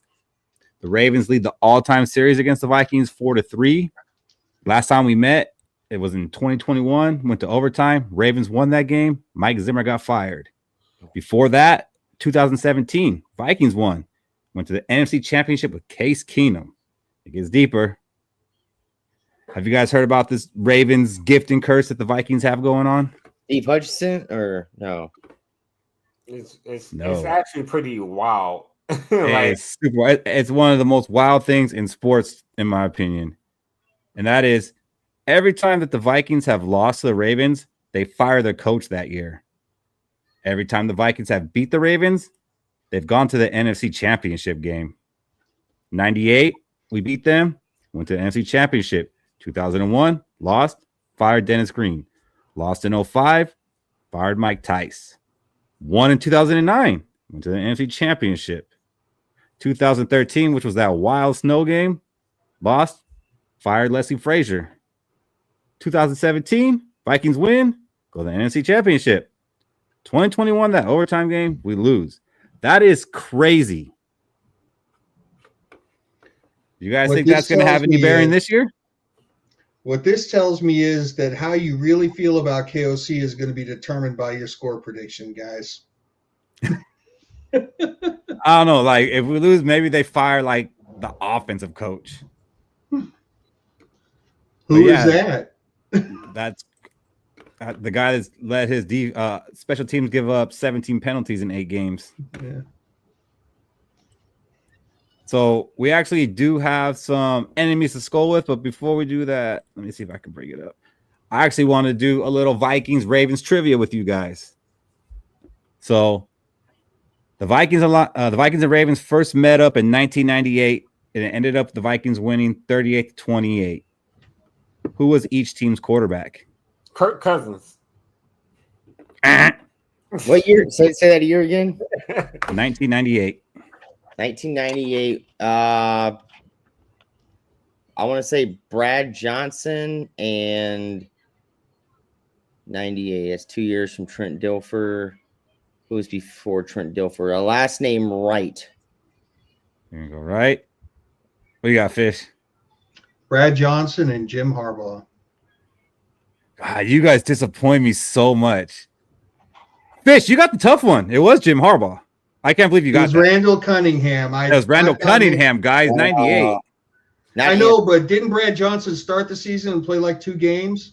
I thought it might be a gotcha question where it was one of the first games of the season. Okay, that's fair, but no, it was Randall Cunningham and Jim Harbaugh. I can't believe you got that, Fish, because actually when I looked that up, I had to really think Jim Harbaugh played for the Ravens?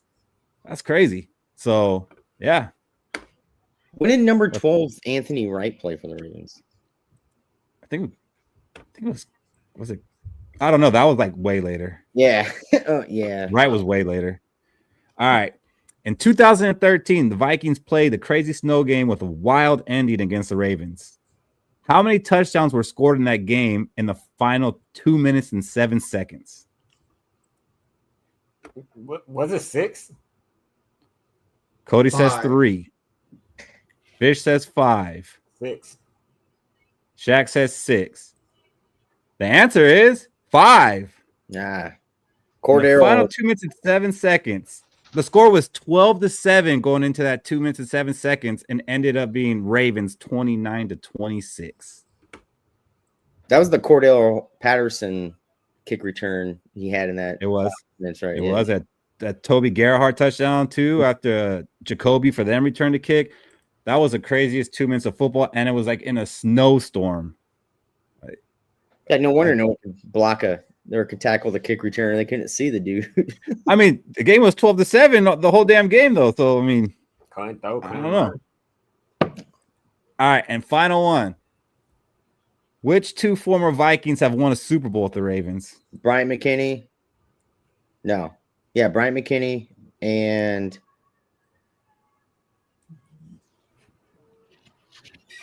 who played for the Ravens when Ray Lewis's last year was?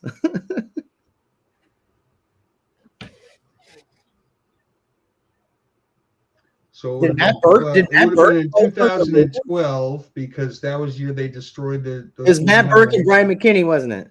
You got it, Cody. Yeah, okay. Matt Burke. That's a 1-year deal. That's a 1-year man. You got it. They were on the team when they were playing against Randy Moss and the 49ers. Mm-hmm. The lights out special. Last year, yep. The Ravens were running the 49ers out of the building, and somebody said, we got to stop this somehow. Kill the lights for 45 minutes. All right. You guys ready to skull at the enemy? Yeah. All right. Let's bring on our Raven fans. First, we got Tay. What's up, Tay? Oh, what's up, guys? Tay? What's up? Then we got the Thanos of Flock. Yes, sir. Yes, sir. What's up, bro? How y'all doing? What's up, Tay? Good. How are you? I'm well. Thank you for the opportunity. I appreciate you guys coming on. We almost weren't going to have this segment because all week I couldn't get any Ravens fans to respond to me. Normally it's pretty easy, but you guys came through and I appreciate it. Yes, and sir. then Yeah. we got Josh from the Caw podcast. Yes, sir. Oh, Hey fellas. guys, What's up, Josh? what's going on? What up, Josh?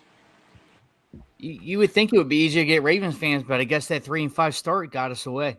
Man. It's a rough 6 weeks. 1-5. Yeah, but you guys got to be feeling pretty good right now after the past couple of weeks, and you guys are relatively healthy, right? Like I said, I didn't see anybody on the injury report for you guys. In practice, yeah.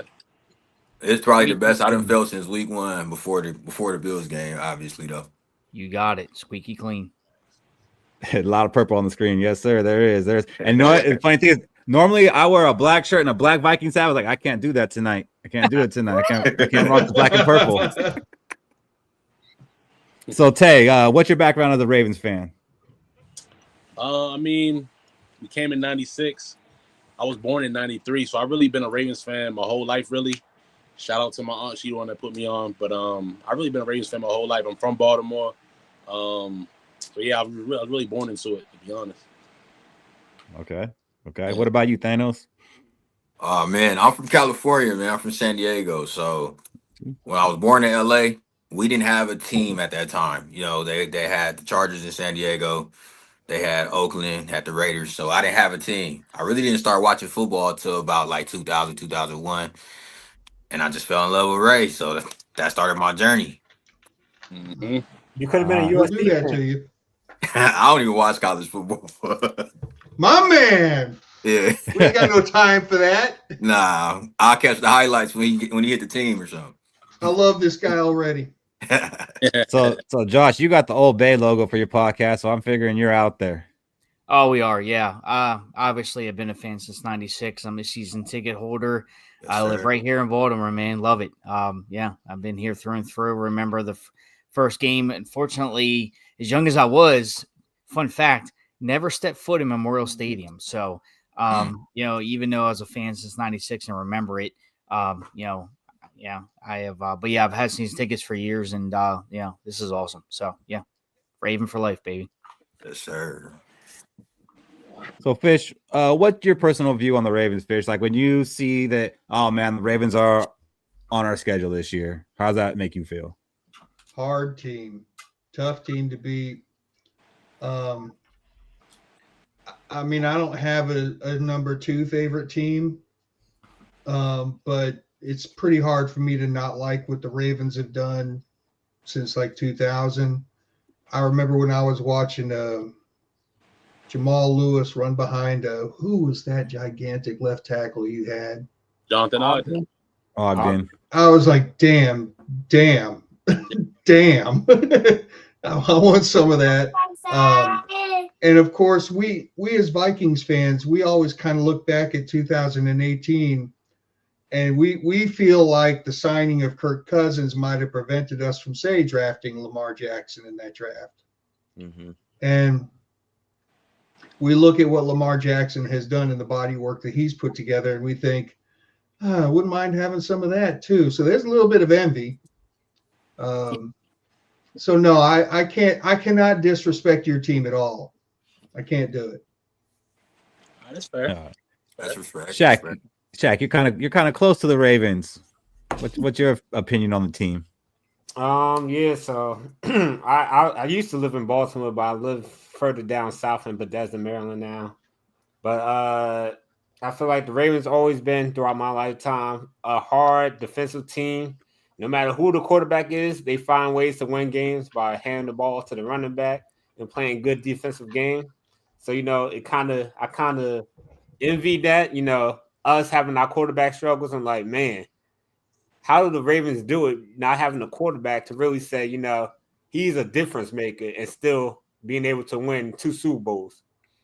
Granted, Joe Flacco is a good quarterback, but, even before they won the Super Bowl with Joe Flacco, they had, what was it, Trent Dilfer or Trent Green? Trent Dilfer. Trent Dilfer. I was like, Super Bowl winner, Trent Dilfer. Put some respect on his name.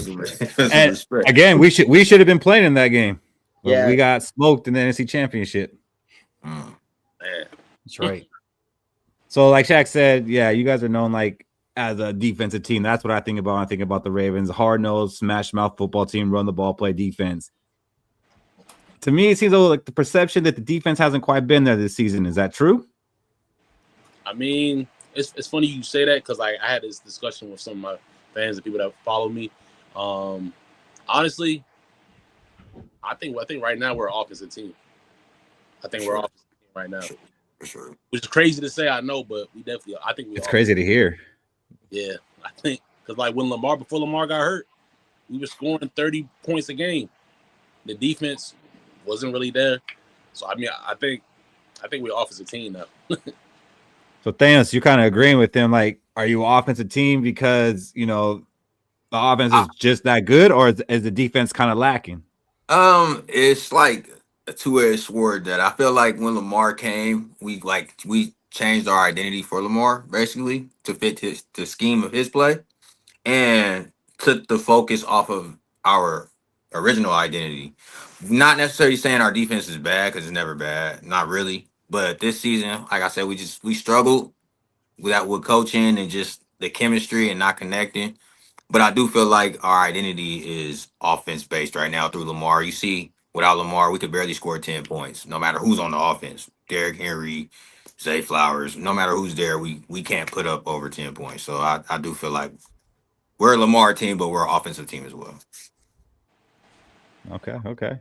So Josh, what's the vibe among Raven fans? You're close to the field there. You say you got season tickets, you're around the fans, you do a show. What's the vibe of the Raven fans right now? The vibe has been up and down, as you can expect. After the start, even letting the lead go away in the Buffalo game week 1, it was kind of like, okay. And then obviously they won against Cleveland and they're back to 500, but it's just, it's been really a roller coaster ride, to say the least. It's been uncharted territory, made a 1-5 start. If you listen to some of our podcast as of, recently, it's been frustration. It's just boiling over from the playoffs and the inability to get over the hump in the playoffs to the injuries to the start. And you're kind of like, what gives, right? So now the fan base has been besides themselves, but hope is there. Like we just alluded to, the injury report is healthy. It's squeaky clean right now. The healthiest is week 1. And the optimism's there. The schedule's favorable. And with Lamar at the helm healthy, the offense it's hey, they can go as far as they want to, and they've turned it around. Since 3 games ago, they held the Rams to 17 points, Bears to 16, and the Dolphins to 6 points. So the defense has turned it around. So the optimism's there. Everybody's like, yeah, we're going to go on a run and take the AFC North. And hey, after a 1-5 start, they could have a home playoff game. Would be unprecedented. We'll see. I hate to hear it. I can't lie, because I mean, of course, that this is a typical Viking thing. A great team that's actually injured and a little bit vulnerable, for a few games, suddenly gets fully back to strength and firing on all cylinders right before they play us. That's just such a Viking thing. Tay, what is the vibe, among Ravens fans going up against the Vikings? I mean, honestly, y'all just another team on the schedule. Y'all in the way. We got to get this one. We need that.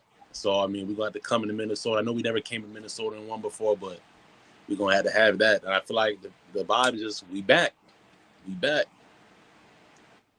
So we're just kind of in the way. You're not really too worried about us. Oh, no, it's fair. Hey, keep it real. Feel me? Like, we don't expect you to be diplomatic if you don't feel like being diplomatic. Yeah. Right. I ain't gonna lie, y'all look good last week against Detroit. I was a little bit nervous, but as the time went on, I was like, I think we're gonna take care of business. But it's like any given Sunday, though. But I expect us to handle business, though. What do you think about that, Cody? So what I feel about, like, you guys, I don't think your defense is good. I don't think it's good because you guys lost a very important person, and now you're shouldering the load on another very important person. I think when you guys lost Nnamdi against the Lions late in that game, I think your defense completely fell apart. And then you had to make up, okay, where am I going to get this pressure from? And you guys showed it, and you guys put the load on Kyle Hamilton's shoulder the last game. You were blitzing him off the edge, right? Constantly getting back there with him. And I think it's almost like too much of a load for Kyle Hamilton, in my opinion. Like, you need him back there. He's a center fielder. He's going to make the pass defenses. He's going to get those interceptions. He's going to smack a wide receiver, make sure he drops that ball. I think with our two wide receivers out there with the center of your defense against Malachi Starks, right? Fish is a big fan of Starks. I'm not so much of a big fan of Starks. I think he plays exactly like Lewis Seen would play when we drafted him. Same college too, I'm pretty sure.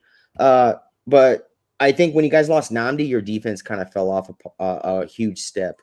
I do like your team. I think you're the best team in your division. Your division reminds me of the NFC North division, and it's wild how it's AFC North, NFC North. It's a black and blue division. It's always going to be tough football going on over there. You guys are going to be tough, and I don't want to say it, but I think I have you guys beating us. Why are you saying that right now? Like we got a lot to talk about before we get to that. All right, I was good until that. Being honest, I got to trash talk my own panel member here. Hey, but when I do say a team's going to beat us, we do win a game. So I'm going to. I don't want to hear that bullshit. It's reverse psychology. Yeah, that's not working. That's not working here. Thanos, why did Jair Alexander ask for a trade right before he's got to play Justin Jefferson? That guy has been dodging us since Green Bay. I was just as shocked as you were, honestly. He was a healthy scratch the last couple games, and I really didn't see it coming. I literally asked one of my close friends that's a Ravens fan. I asked him, "Do y'all feel like we're gonna trade Jair before the trade deadline?" They're like, "Nah, we ain't even don't think like that." And then look what happened. So it really just threw me off. I honestly don't even have an answer. Maybe Cody will have an answer for that one because I don't know. Josh, do you think he was maybe some kind of a locker room thing, just not getting along with the team? Because they gave up Jair and a 7th just for a 6th round? Yeah.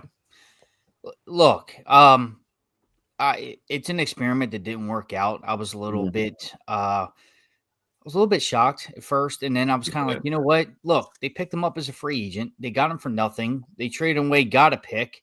Look, I'm okay with it. It sucks it didn't work out. Obviously, the excitement was there when he was acquired, and I was like, hey, Jair Alexander, let's go. But we knew his track record. But he got on the field in Buffalo, obviously was a liability, and we were kind of like questioning that because I was like, where's the Alexander we all know and love? Like, we know what he's about, and then just never made the field. He kept. I heard the term healthy scratch, and I was like, what's going on? So, look, wish him the best, and hopefully he'll be back on the field for that, whatever the one called revenge game, as we love to say it. So who knows? We'll see. Take that 39.5 PFF score over there. Get away from me. That's what I'd be like if I was a fan of the Baltimore Ravens. That dude was garbage this year. At least you all have the wherewithal to get rid of a bad player. We seem to just like to hang on to them. And Well, while we're talking about your defensive backs, Tay, I heard you, man. I heard you. You're excited about Nate Wiggins lining up against Justin Jefferson. You don't mean that.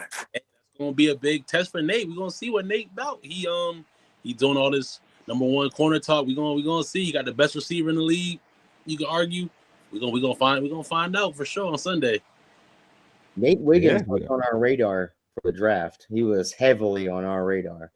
Definitely, but if we were going and playing against the Bengals, I'd be like, oh yeah, I can't wait to see him against Jamar Chase.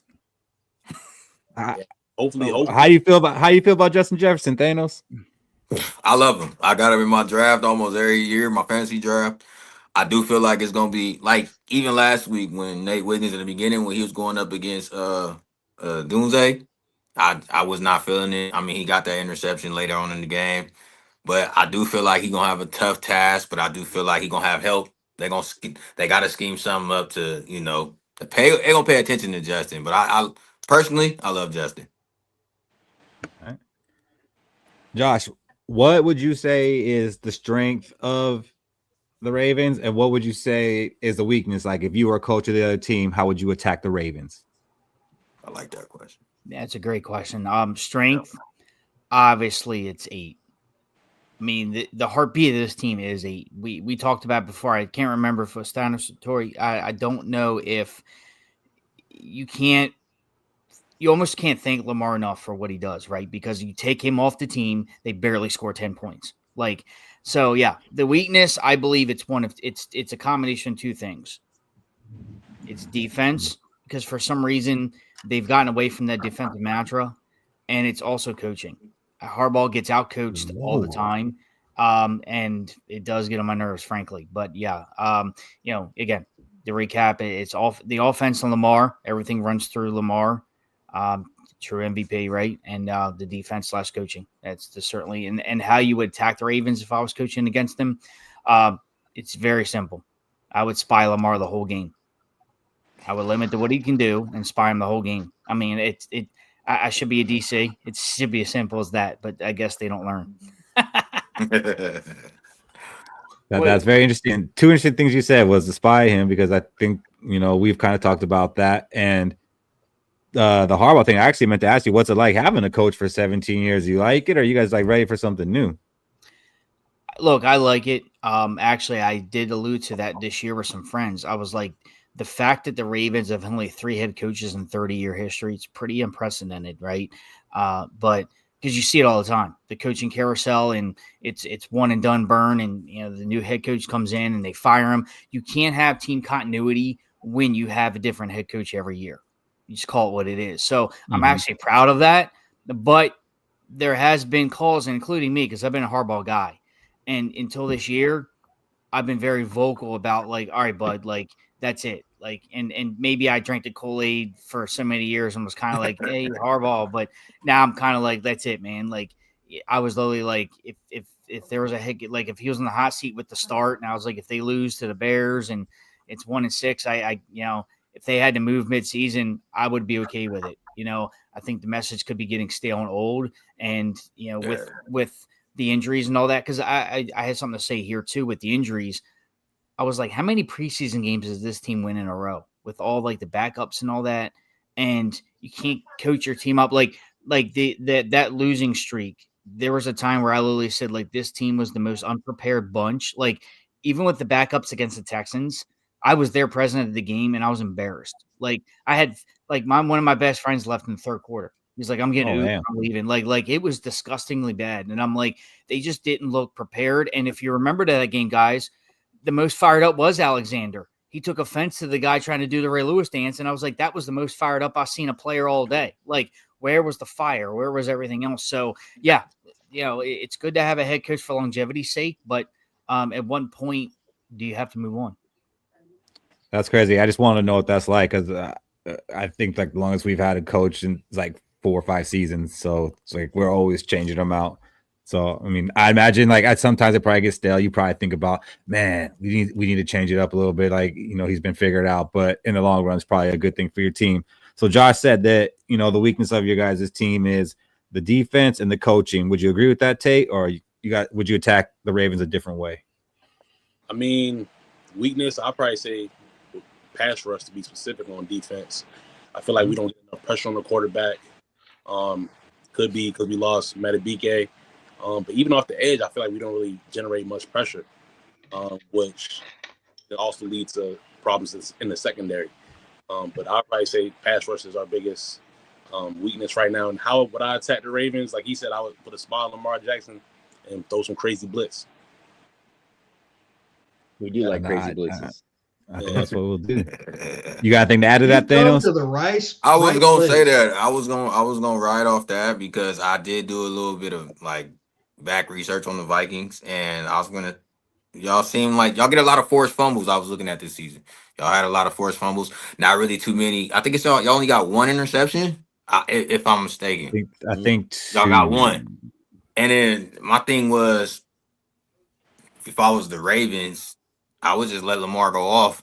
I mean, he went off in 2021. He had like 12 attempts, 100 and something rushing yards. But I think like it's gonna be a passing game for Lamar this season, just because I don't feel like you guys' corners are like that elite. So I just feel like it'll be a good matchup for our receivers, you know. But defensive wise, I do feel like just the trenches. I think it's the trenches all the way around, O line and D line. That's our problem with the Ravens. And then like Josh said, coaching.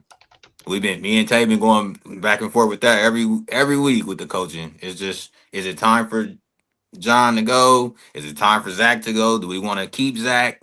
Or we don't know. We get happy one week. We happy with this 2-0. We look at it like 2-0 right now. We're not even worried about the first 6. But it's like it's a hit or miss with the fans right now, for sure. Fish, what I'm hearing, it sounds like Viking fans. And how often have we said that when we're talking to other fans? Sounds like Viking fans. Like, I'm just convinced that almost every fan base is the same. Like we're all emotional, like up and down, and we all have the same issues. Like the league is made to be, you know, super close, super competitive, and everyone just, you know, kind of feels the same way. But Shaq, you're hearing them say that, you know, they think their offense is going to do their thing, but if the Vikings are going to beat them, it's going to be the weaknesses of their defense and specifically their pass rush. Do you think the Vikings could take advantage of that? Yeah, I think the Vikings could take advantage of that. I'm a little confused as to why they would have Nate Wiggins on Justin Jefferson, while I thought Marlon Humphreys was the cornerback one. Humphreys not that cornerback one no more? No, I'm not saying he's not, but I'm saying he going to get Justin going to cook him. He going to cook. I think he going to cook regardless. But if no one corner that we got is gonna really just stick Justin like that. So I feel like they gotta throw some different looks his way and just see what catches, honestly. Yeah, we're not gonna stop him. We can only hope to contain him. Yeah, we just gotta... You're not saying there's gonna be a no-fly zone over here. He ain't gonna do nothing. You're just looking to see what happens. I got you. So I'm just hoping we run the ball, keep it simple, and play action. If they can't get a pass rush, then I'm liking our odds because our biggest weakness is protecting our quarterbacks. We finally protected a quarterback last week. So I'm just hoping we could keep that trend going. We didn't really protect him last. He was on the ground 5 times. I mean, it could have been worse. I mean, for us, that was good. Improvement, Cody. Gradual improvement. With a 68% pass rush. I do want to say one more thing though about you guys. I like y'all receiving core with Hawkinson and Addison. I like that. So I do feel like it's gonna be a close, high scoring game. Like that's what I'm looking for. I could see that. But I mean, I could also see this game being like 17-13. Do you like Hawkinson enough to give us a 4th for him? Just asking for a friend.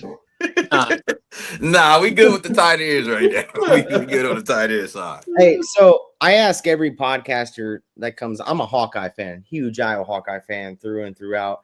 And it seems like every podcaster we get on this page, I always ask what a player from the Hawkeyes. Tyler Linderbaum. How much do you like him on your offensive line? A lot. I mean, he's the anchor of our line. He's been the most consistent. Ronnie Stanley been hurt. Only thing about him I would say is he's a little small for the position, but he a solid center. Like I said, he the anchor of our line though. Could have had him too. Yep. Yeah, we had a small Famously, center. It didn't work out too well for us. So, Cody, tell these guys, if you were coaching against the Vikings, how would you attack the Vikings? If I was coaching against the Vikings, how I attack the Vikings, I would make JJ McCarthy the most uncomfortable little piece of shit that I've ever met in my life. I would just keep blitzing and blitzing and blitzing, flush him out of the pocket, right? Because what I seen last game when they flushed McCarthy out of the pocket is he did two things. He ran the ball, he gained some yards, right? He scored that touchdown, or he ran the ball and took the sack. He didn't throw the ball away, right? And that's kind of a knock on McCarthy, right?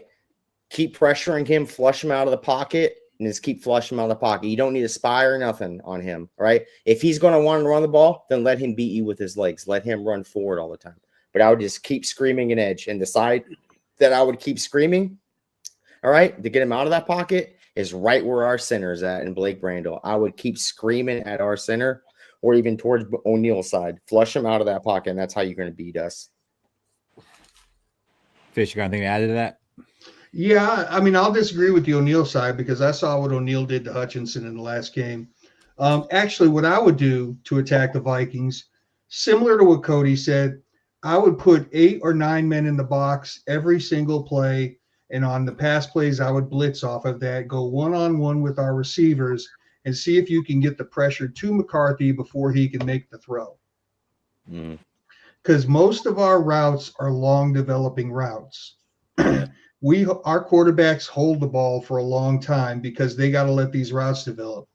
So while I think McCarthy can process quickly, you load the box so that way Mason and Jones can't be effective, because that's really a big thing about this last game. We ran the ball 29 times and we were effective. You eliminate that run, and then you put it on JJ and blitz him, like Cody said, incessantly. Make him make a fast read, try to make a hot throw on when there aren't really a lot of hot routes in our game plan. We ran the ball 20 times, Fish. 9 of those runs for McCarthy because he got flushed out of the pocket and he averaged 3 yards a carry. Let me ask you this. If McCarthy was not – let me rephrase, I should say. If Wentz was healthy, do you guys win against Detroit? No. Well, he wouldn't have played. McCarthy was coming back even if Wentz was healthy. Yeah, but just play the game, Fish. If Wentz was a quarterback. If Wentz was a quarterback, hell no. I think we would have won if Wentz was healthy. Because you guys seem to forget when Wentz was healthy, he was looking actually pretty good. Before JJ McCarthy came back, we didn't have more than 300 passing yards until Wentz started throwing. Yeah, he was horrible that first game, honestly. Right. Yeah. But what McCarthy has that Wentz doesn't have is mobility, and that's kind of what helped JJ out in that game, was extending some plays, especially on that touchdown pass to Hawkinson and that deep pass to Addison. He bought himself time, which Wentz was not able to do. So I don't know that we win that game. He did it, but he got hurt. Wentz was trying to run people over. Yeah, his shoulder. That wasn't, affecting his mobility. So you hear my guys saying the way to attack the Vikings is basically what you guys are telling me is your weakness, and that's getting pressure on the pass rush. We do have a backup center in there. It's a guy who's only played center, 3-4 games in his life now. He's been a guard. So how do you guys feel about your ability to actually get the pass rush going from the interior and blitzing guys and leaving your cornerbacks kind of in man coverage? Well, yeah, that's what I was going to say. We probably going to have to send some blitz. It's good to know y'all got a guy that's playing center that don't got that much experience. But y'all probably going to see a lot of Kyle Hamilton coming off that edge. So I don't know if what's it, the Lawson dude we got? I don't know if he gonna play, but if he do, I'm feeling pretty good about it. Then we traded for Jones, so I don't know if he's playing, but maybe. Draymond? You guys traded for Draymond Jones, right? Yeah. He's been doing good too. Oh, he is playing. He's actually going to play against Minnesota. I just read on that. Who, Draymond? Yeah, he's going to play. Okay. How do you feel about that strategy, Josh, about if the Ravens go ahead and decide to send the house at JJ a lot to make them uncomfortable, Do you think that your secondary is going to be able to hold up against our wide receivers, man coverage? Yeah, I believe they can. The question is, how long will that be a success? Because with Addison and Justin Jefferson, I think this is the best receiving core they faced all year, and they haven't even gotten to the best of the best yet. I mean, they still have to play the Bengals twice with Higgins and Chase. Still got to contend with DK Metcalf twice, and the likes of those guys. So now I think you got to be confident in the secondary. I think heading into the preseason, the Ravens roster was the best that was on paper. That was what it was touted, right? And I believe with the secondary they have, they can compete with the best of the best. Will it be a success the whole game long term? Remains to be seen, but I'm confident with the Ravens secondary, Marlon, Nate, Malachi Starks back there. I'm really excited to see what they can do to get it done. But yeah, I think, putting pressure, they've been blitzing a lot more in the last 3 weeks in this winning streak, and it's secret to success. I was shocked. I was watching the game with my friends, and I was like, what? Ravens actually know how to blitz? Come on, Zach. Man, this is good to hear that you guys don't have the greatest confidence in the defense. Like, I mean, I don't think you guys are totally out on your defense, but it doesn't just sound like it's the dominant defense that it was. And it's actually great to hear that. And it's just kind of wild that, probably who's going to win this game is whose weakness that we're pointing out ends up being stronger. I don't like Josh right now because he said the Cincinnati Bengals and Jamar Chase and T. Higgins was the best of the best in the wide receiver core. And you guys haven't played him yet. Oh, love it. Yep. Love it.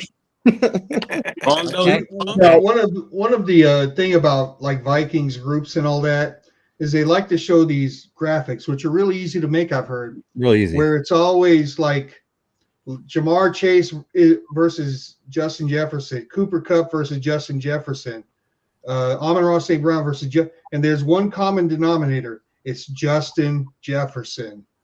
Year in, year out, it's like, is this wide receiver better than him? The answer is no. And Jordan Addison would probably be wide receiver 1 in about 20 teams in the league's wide receiver core if he were on them. But I do think it's fair to kind of maybe put T. Higgins, maybe slightly above Addison. I don't. Not anymore. I mean, wait, who's throwing the ball to Jamar Chase and T. Higgins when y'all play them? That's the real question. The first game probably going to be Joe still. I think it's going to be Joe. You think he'll get back?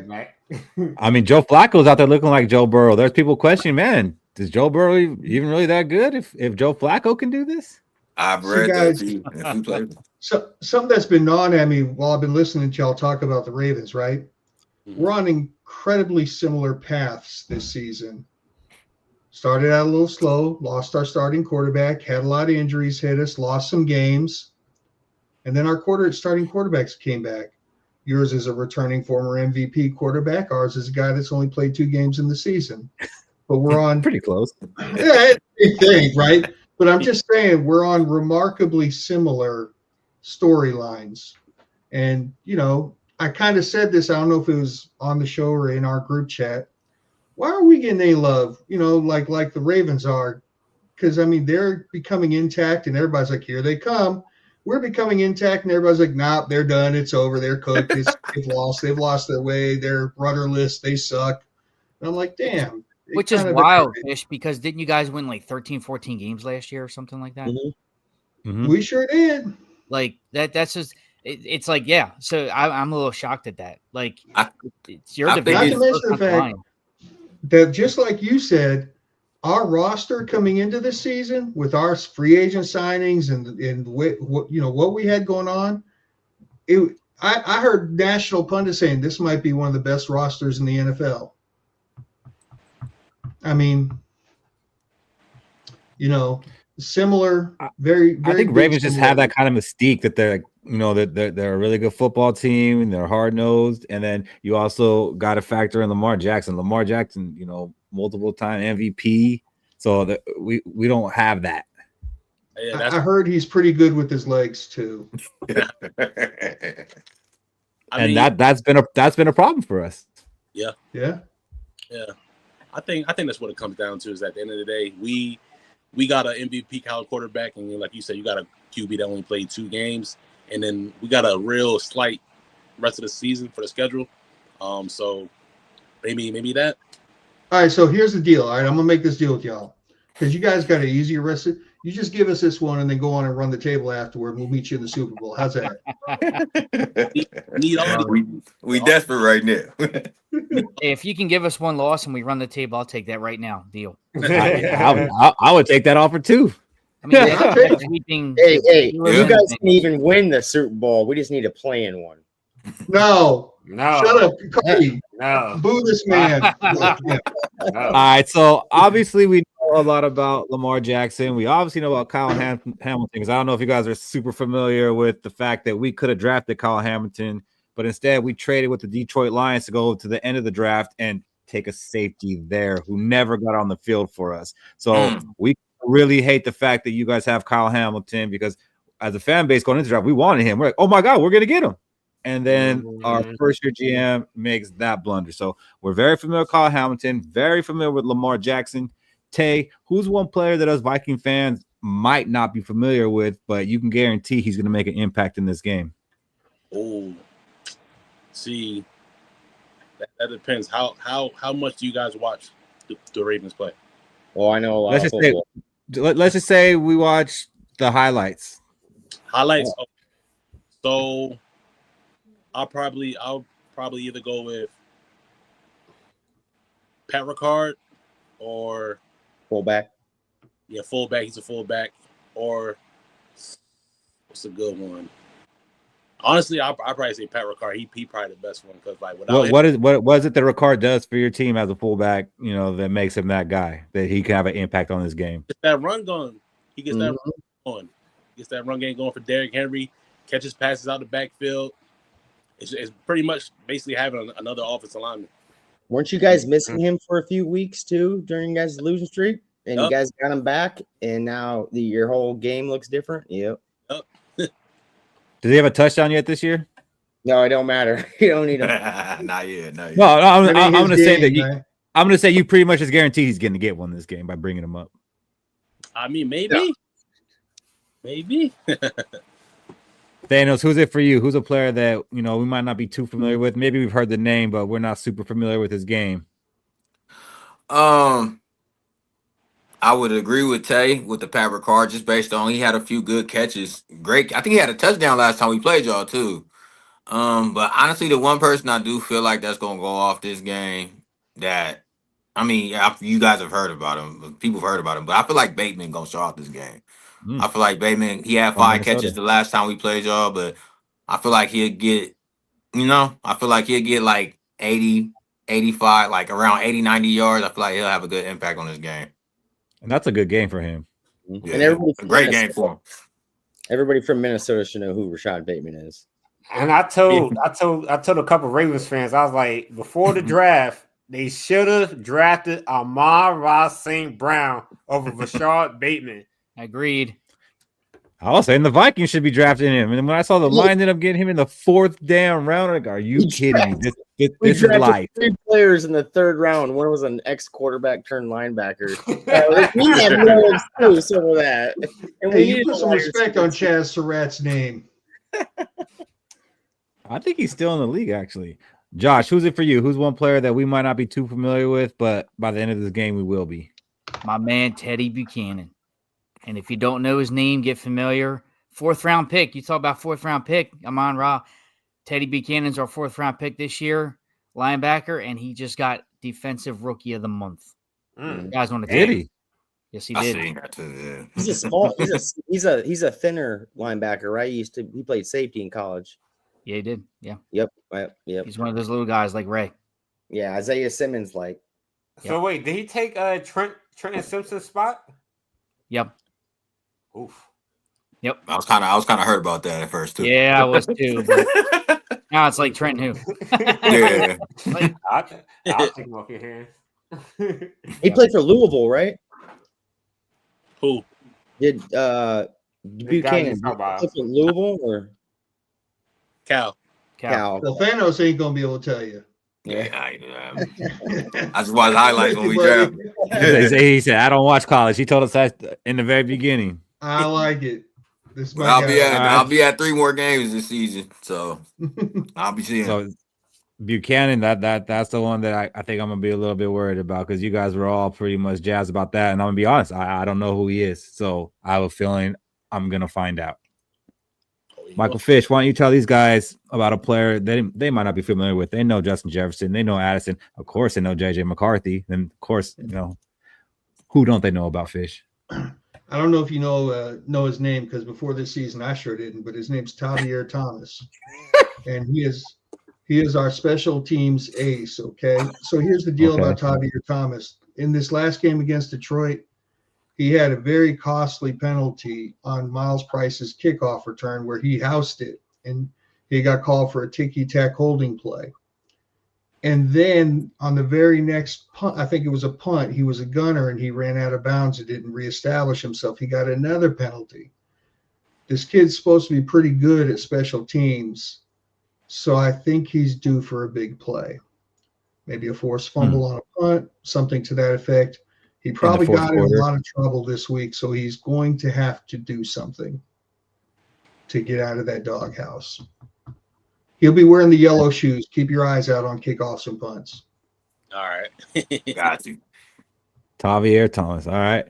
I don't know if you guys are familiar with this guy. Eric Wilson. He plays linebacker. He was a Viking, and then he ended up going to the Packers for a couple years. We brought him back this year to kind of be a backup, but then our stud linebacker, Blake Cashman, ended up getting injured, and he had to come in to play, and we're like, oh, man, I don't know how this is going to work out. Guy has probably been our best, most consistent defensive player on the field, and he could stop you in the run game. He could pass coverage, and he can get to the quarterback. He got to Goff twice last week. He is a wrecking ball and a force to be dealt with, and he is looking to get himself a contract. So I expect him to keep up the pace that he's been on. And speaking of pace, he's replaced our starting linebacker, Ivan Pace, who's been our starter the last 3 seasons. He came in and he took his job away. So definitely you're going to hear Eric Wilson's name a lot. Who you got, Shaq? Since you took my guy Eric Wilson, I'm gonna go with LDR, Levi Drake Rodriguez. He's been rotating within our defensive line, getting that pass rush going. So Hargrave and Allen could get a break, and he's not really that known yet, but he might make a couple splash plays here and there, maybe a tackle for a loss or a sack. I'm not saying he's gonna get like 5 sacks, but just 1 sack. All right. He's a 7th round draft pick from last year, fellas, and he's starting to clawing his way up the ranks for sure. Cody, tell them. So someone already said Patrick Card, and I wanted to put another fullback on this list, but I'm not going to. It's only necessary to put a kick returner on this list after that massive snow blizzard game we had back in the day when we had 2 kick return touchdowns. I'm going with my guy, Miles Price. He is 2nd in the league in average kick return yards coming forward. He broke one to the house last week. I called back for flags. We've been talking about it all show long, that penalties on special teams has been hurting us. I think this is going to be the game where Miles Price houses a kick return for a touchdown, and there will not be a piece of yellow clothing on the field. I think Miles Price is going to be the low-key guy and returning a kick return for a touchdown. That's the guy you need to watch out for this game. How is your guys' special teams? I like ours. I think just like he said, our rookies, like Mike Green, he got a sack. Starks got an interception. Wester might take one back. Wester might take one back. So you guys got a guy. And then know who else? If they get an opportunity, Rashid. Keaton Mitchell. Keaton Mitchell. Remember him, Cody? Keaton Mitchell, East Carolina University. Keaton Mitchell. Yeah, he liking. Yeah, he hungry too. I get the perspective. So we're gonna go ahead and give our keys to the game, and then you guys be thinking about yours keys to the game. So Cody and Shaq. All right.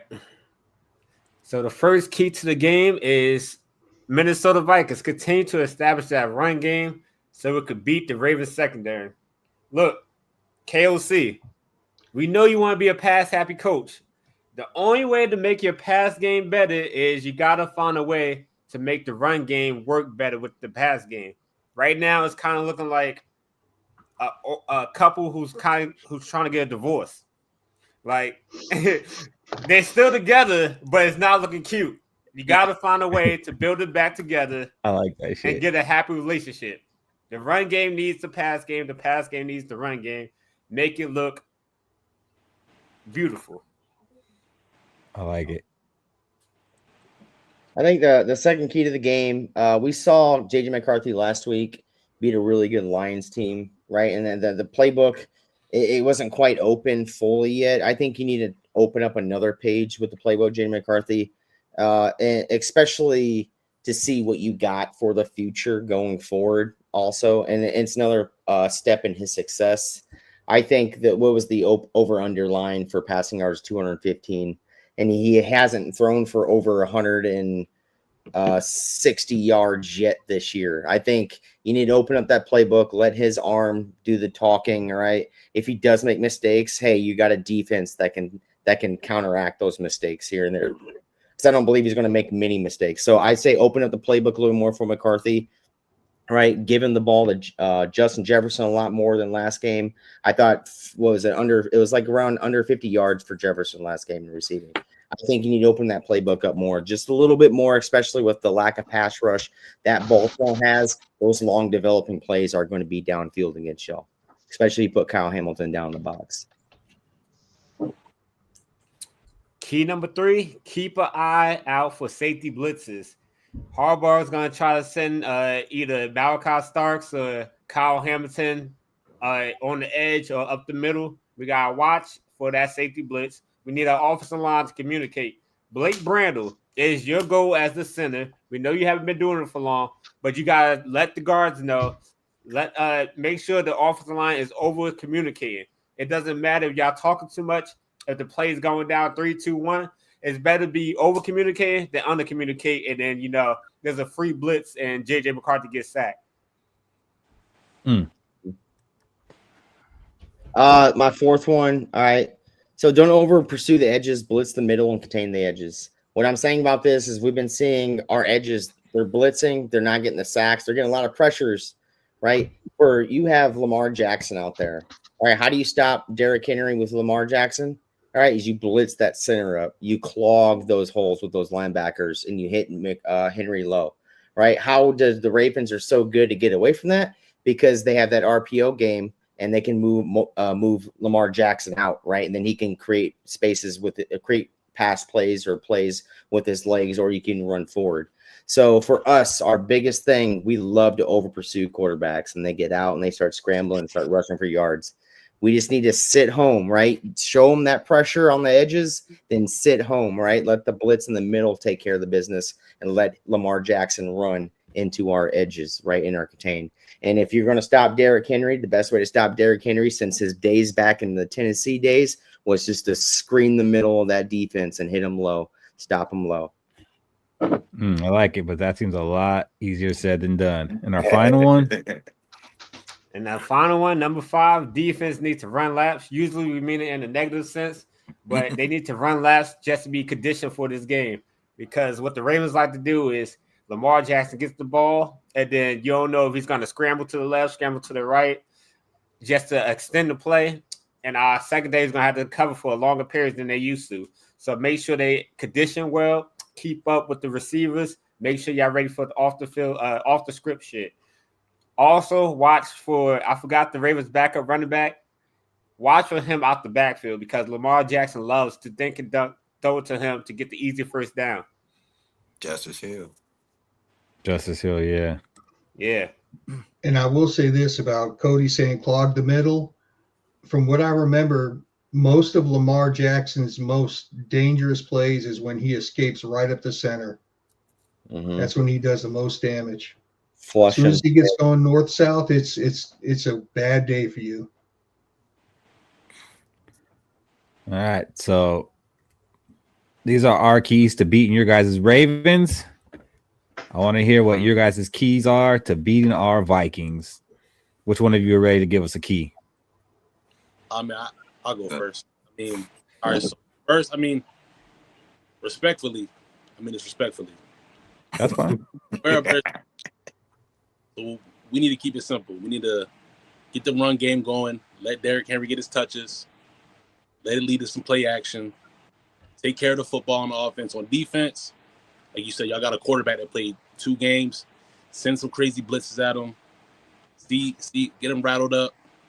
Defense, keep your eyes on Justin Jefferson. Make sure we know what number 18 is at all times. And then we should just win from there, bro, honestly. Yeah, you're not respecting us, and that's fine. That's fine, man.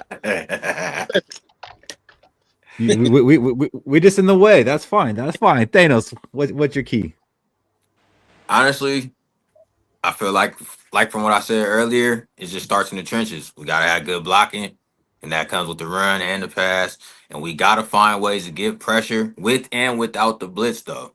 We gotta come up with some schemes. Mm-hmm. We gotta do something because teams adjust throughout the game. You know what I'm saying? And if we send in the blitz the whole game, y'all do have the receivers that we don't know if we're gonna be able to hold them the whole game. You know what I'm saying? Without penalties, without getting beat over the top or anything like that. So blocking on offense, just the O line and D line, just make sure we take care of the trenches. It starts in the trenches.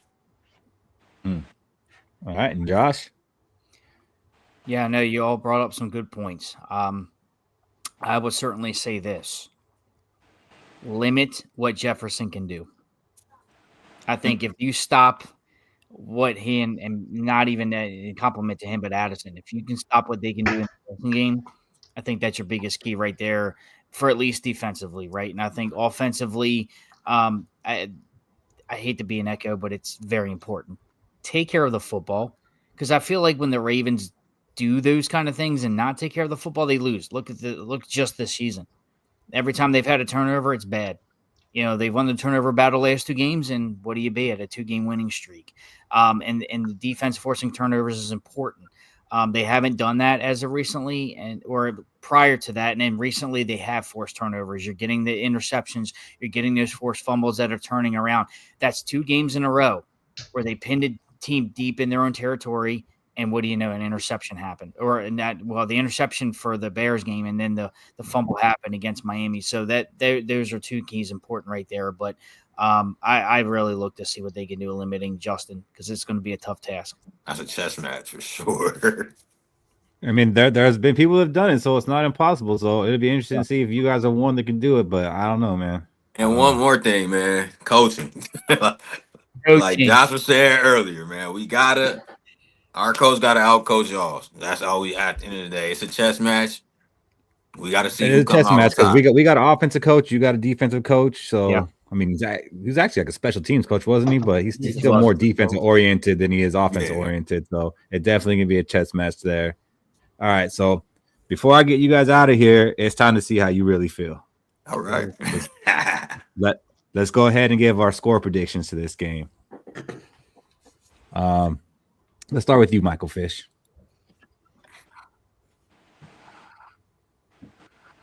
Minnesota Vikings 20, Baltimore Ravens 17. It's a close game. I can see it. Yeah. What do you got, Josh? All right. I think it's going to be a close game. I'm going to stick with my prediction earlier this week. I'm saying Ravens 27, Vikings 17. Well, not that close. Not that close. I think 10 points is close. Yeah, it's 2 scores, but yeah, I mean, it's not a blowout. It's not. No, it's not. No, it's not a blowout. But I will say, look, I'm surprised that this game's a 3-point favorites for the Ravens. I'm very shocked at that. Yeah, because they say the home team usually automatically gets like 3 points, so it's kind of like saying 6 points. So right, it is surprising, but I'm not surprised in a way either. However, I got the Vikings winning this game 23-19. I think there's going to be something ugly that happens in this game within the scoring, but I do think the Vikings win this close one. Thanos. I do feel like it would be a high scoring game. I feel like the Ravens would put up 30, 31, 35. I feel like it'd be like a 24-31 type of game. With the Ravens winning, of course. So you got the Ravens 31-24. All right. Shaq. I'm gonna go 28-17. Vikings winning. Tay got it like 63-4. Vikings gonna get 2 safeties. Go for it, Tay. So I mean, all right. So we're gonna take this belt right here. You see, people's belt gonna win 31-17. 31-17. That's putting the belt to us for sure. Oh man. Go ahead, Cody.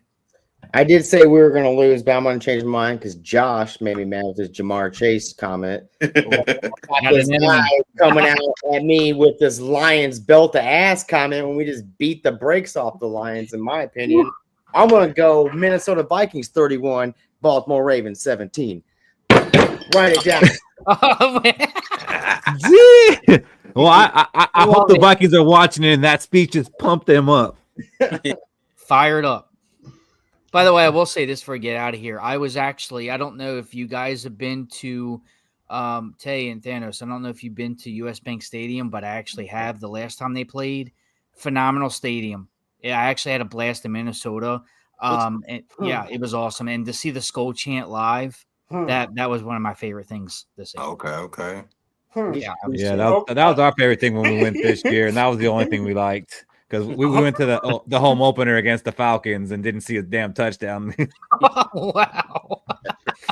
The stadium was awesome. The atmosphere was cool. I wish you had the picture of us, Keith. The picture of us before the game. Keith's been at 2 games this year where he hasn't seen a touchdown, and I'm pretty sure. I saw 1 touchdown. I saw Addison get a touchdown. I've been to 2 games this year. I went against the Chargers and the Falcons. Keith has a horrible record. Oh man, that's terrible. Yeah, I'm just glad he's not going to any more games this year, right, Keith? Probably not. Seattle. Probably not. On Sunday. I mean, I heard the Seattle tickets kind of cheap. I mean, Seattle's not that far. I mean, what if we end up playing LA in the playoffs? I don't know. Then you're going to enjoy watching it from your TV at home. All right, fellas. Well, thank you guys for jumping on. Like I said, we didn't think we were going to get this segment in. It was rough, but you guys came and saved the day, and I really do appreciate that. So we do go live after the game. If you guys want to come on and either, give it to us or take it, you guys are welcome to join us. I'll send you the link. You can click it or not click it. It'll be up to you guys. But Josh, go ahead and give us some final words. No, count me in. Yeah, I would definitely love to do a post-game reaction. I think that would be great to see how close our scores were, and I think it would be raw and real to really come off the game and let's talk about it. But no, I think it's going to be a test for the Ravens. Right now, I don't know if we've even mentioned it. The Ravens are in playoff mode because of their situation, so it's going to be interesting to see the pressure cooker that it is, and it's a must game. It's a must win. Yeah, we feel the same. Thanos, final words. Like I said, I respect the purple on both sides. I respect the Vikings. Never really had nothing to say about them. It's gonna be a great game. I feel like it's gonna be a close game, and I'm down definitely to come on after the game and take it or dish it out, whatever it is. Good luck to y'all. We're gonna have either anger or happy Viking fans on here too, because we also let the audience come in for that one. So depending how this game goes, it might get a little more rowdy than this, but yeah, man, it'll be fun. What do you got? Trash talk can end up in a tie. They're gonna side with you. Wow. if it ends up in a tie, no post game show. Fish is like, come on, tie. No, we wouldn't even know how to act in the middle of a tie. We'd be like, should we be happy? Like, we'll text and final words, Tay. Final words, hey. Let's get ready for that belt, man. And then I do want to ask y'all some quick questions real quick if I can. Yeah. I got 3 quick questions. So first, y'all got Jordan Addison. Y'all could have had Zay Flowers, right? Nah. He was all already the way around. First? You guys took him the pick before us. Oh, okay. All right, well, forget that question. How about this one then? But I would have taken Jordan Addison, by the way. I would have taken Jordan Addison. For real? Yeah. For real. That's what I wanted in that draft. Like, I didn't think he was going to come to us, to be honest. Yeah, that's fair. And then, so looking at how Sam Darnold's doing right now in Seattle, Do y'all wish y'all still had Sam Darnold, or y'all? Oh Jesus! This always gets brought up, and you always see Shaq beaming. Shaq, do we wish we still had Sam Darnold? I don't know about the rest of Minnesota because they got a point to prove. But I said this. I wish we still had Sam Darnold because at the end of the day, JJ McCarthy is still trying to learn, and we have the pressure for JJ McCarthy is not fair because we won a Super Bowl, and JJ McCarthy's basically a sophomore rookie quarterback, still learning the ropes, and we putting that pressure of winning the Super Bowl on a young quarterback. I wish Sam Darnold would have signed a 1-year contract, but he probably turned it down. He probably would not have. We probably would have had to give him like a 3-year deal or something like that. But hey, man, I'm not rooting against him. It's cool to see what he's doing. I mean, I wish he was doing it for like an AFC team, but it is cool to see like that he continued his success because it was a rough road for him after being a first-round pick or an early first-round pick, and it wasn't working out. And I thought he played well even for the Panthers, but he was still getting shitted on. And then, he came here, had a great season. And he parlayed that into a life-changing contract, and he's doing great. But I like JJ McCarthy, and whether we're going to win or we're going to develop him, that's what I wanted to see. I want to start our franchise quarterback. Sam Darnold. We have to play him this year. We have to play him in the playoffs probably. I hope that man rolls around in barbed wire and then takes a bath in lemon juice. Actually, I want to ask the Ravens guys questions, and this is a good question for Keith too, because his boy is Case Keenum. Case Keenum took us to the NFC Championship game, and then we got rid of him and got Kirk Cousins. Ooh. Trent Dilfer took y'all to a Super Bowl, won a Super Bowl. You got rid of him, got Elvis Gurr back. All right, who has the worst pain? Is it us as Minnesota Vikings fans, or you as Baltimore Ravens fans? We do. No, it's us. That was horrible. No, it's a Super Bowl. No, it's Super Bowl. Yeah. No, time out. It's easily us. Sure. It's us because we got rid of Case Keenum and signed Kirk Cousins, which prevented us from drafting Lamar Jackson. Oh, yeah, that is true, too. There it is. Lamar Jackson would most likely be a Viking right now if we did not sign Kirk Cousins. Hey, Baltimore would have 2 Super Bowls. Wait, man, we still had Flacco when we drafted him. But we just signed Kirk Cousins to the first ever fully guaranteed contract at that draft. I get it now. So like that, they weren't going to spend a first rounder on Lamar after they just did that. We were a quarterback away, and he was the guy. Supposedly, we went 8-8. Speaking of, Kirk Cousins must be a mastermind or his agent. It's like he gets these mega contracts and then just disappears. Hey. Trust me, we learned that. He's a Hall of Fame negotiator for sure. Today, Kirk Cousins is guaranteed every single cent of his bill that he got from the Falcons. He is the richest man in the world. He's like, I'll go ahead and sign it. I'll sign off on a trade now. Yeah, he didn't see. He's like, you ain't trading me. I'll ask for you it. Ain't trading me. I'm getting all that. Yeah. It's crazy to think Kirk Cousins has made more money than anybody playing football. That's crazy. We have something in common, by the way, and it's not on the same level. But not only our colors are similar, we're seeing one of our big time quarterbacks playing in the division this year.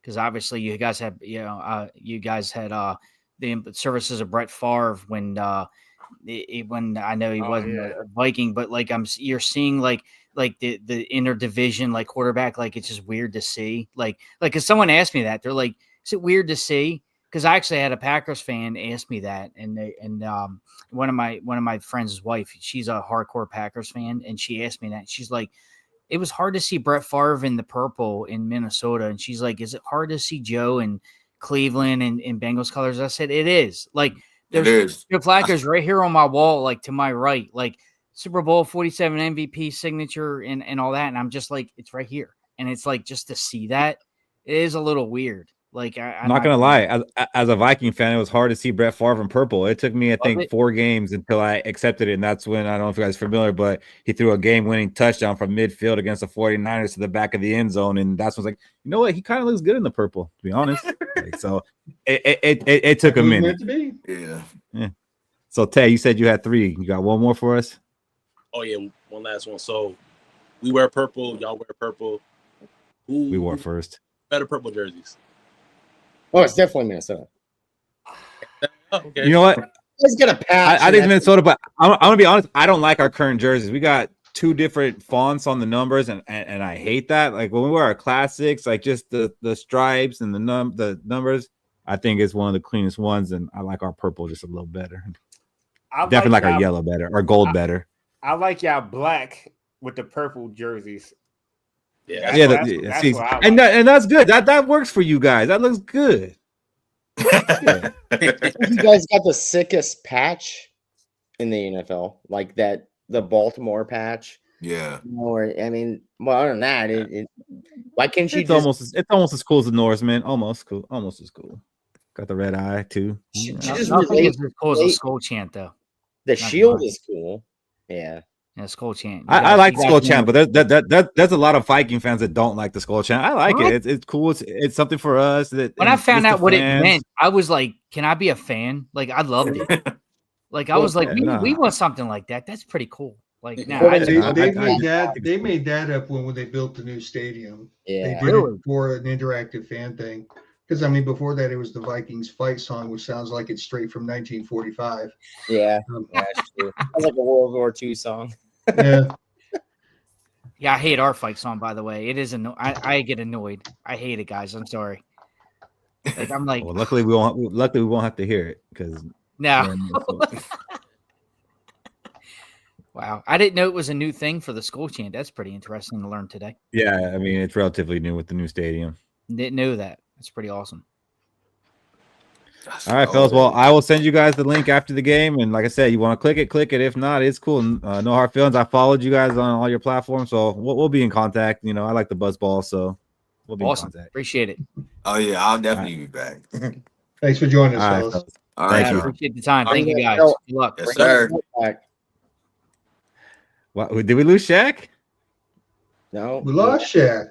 Well, we were waiting to see if Shaq comes back. JJL says no one does the defense chants anymore. That's because we're just screaming consistently to keep the decibels up to try to drown out their ability to call the play. Mm-hmm. With the defense, there's too much quiet time. Welcome back, Shaq. Yeah, that's more like a basketball thing now. Yeah, the defense chat. Please, Timberwolves trade for John Morant.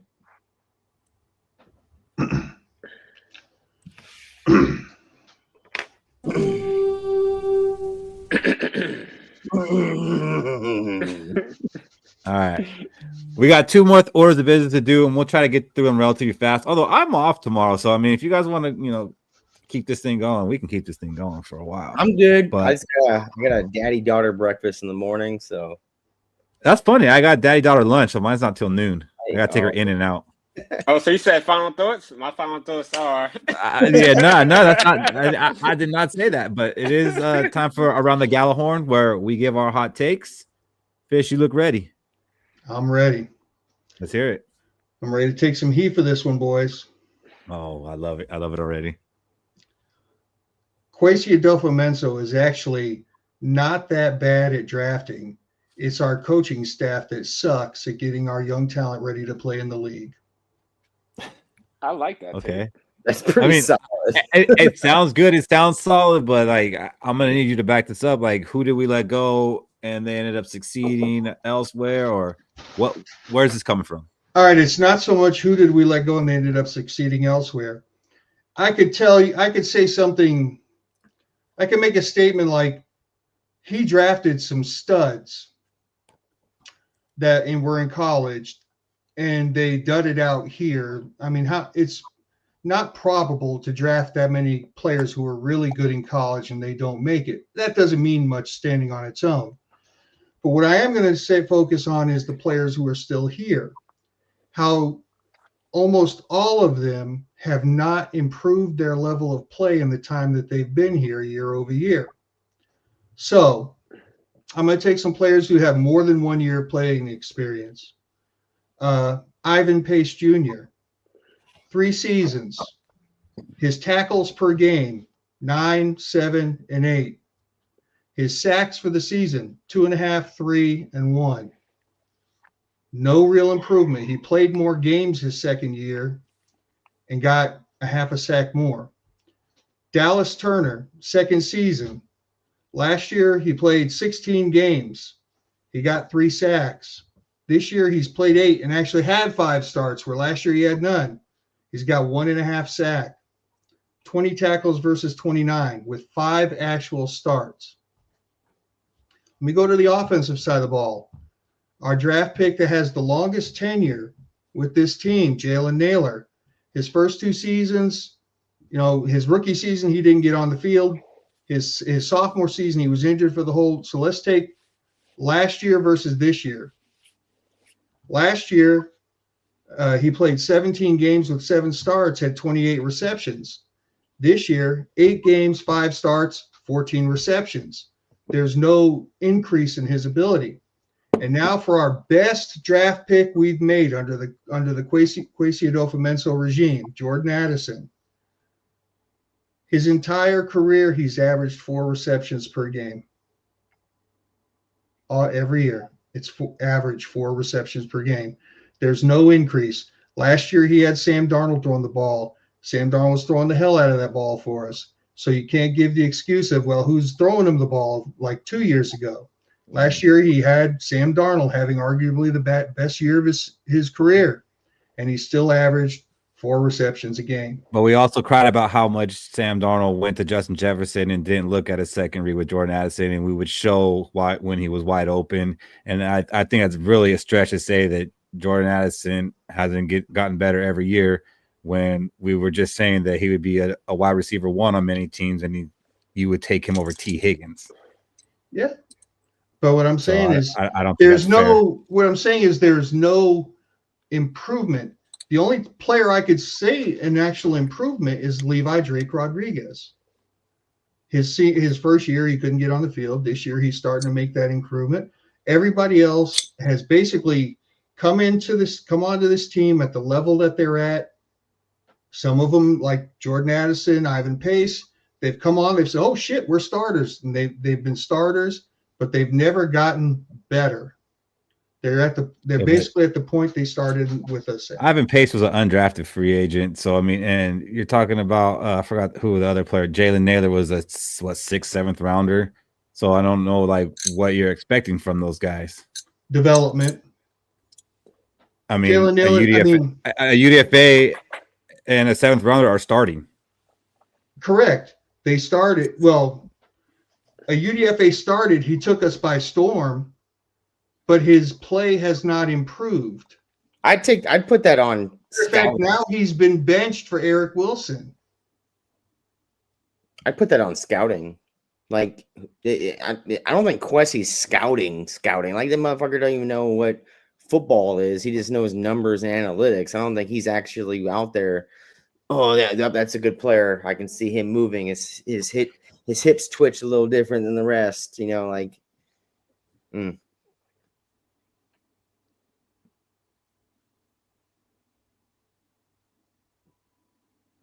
Sorry, Kings just gave up a shorthanded goal. I'm not even there.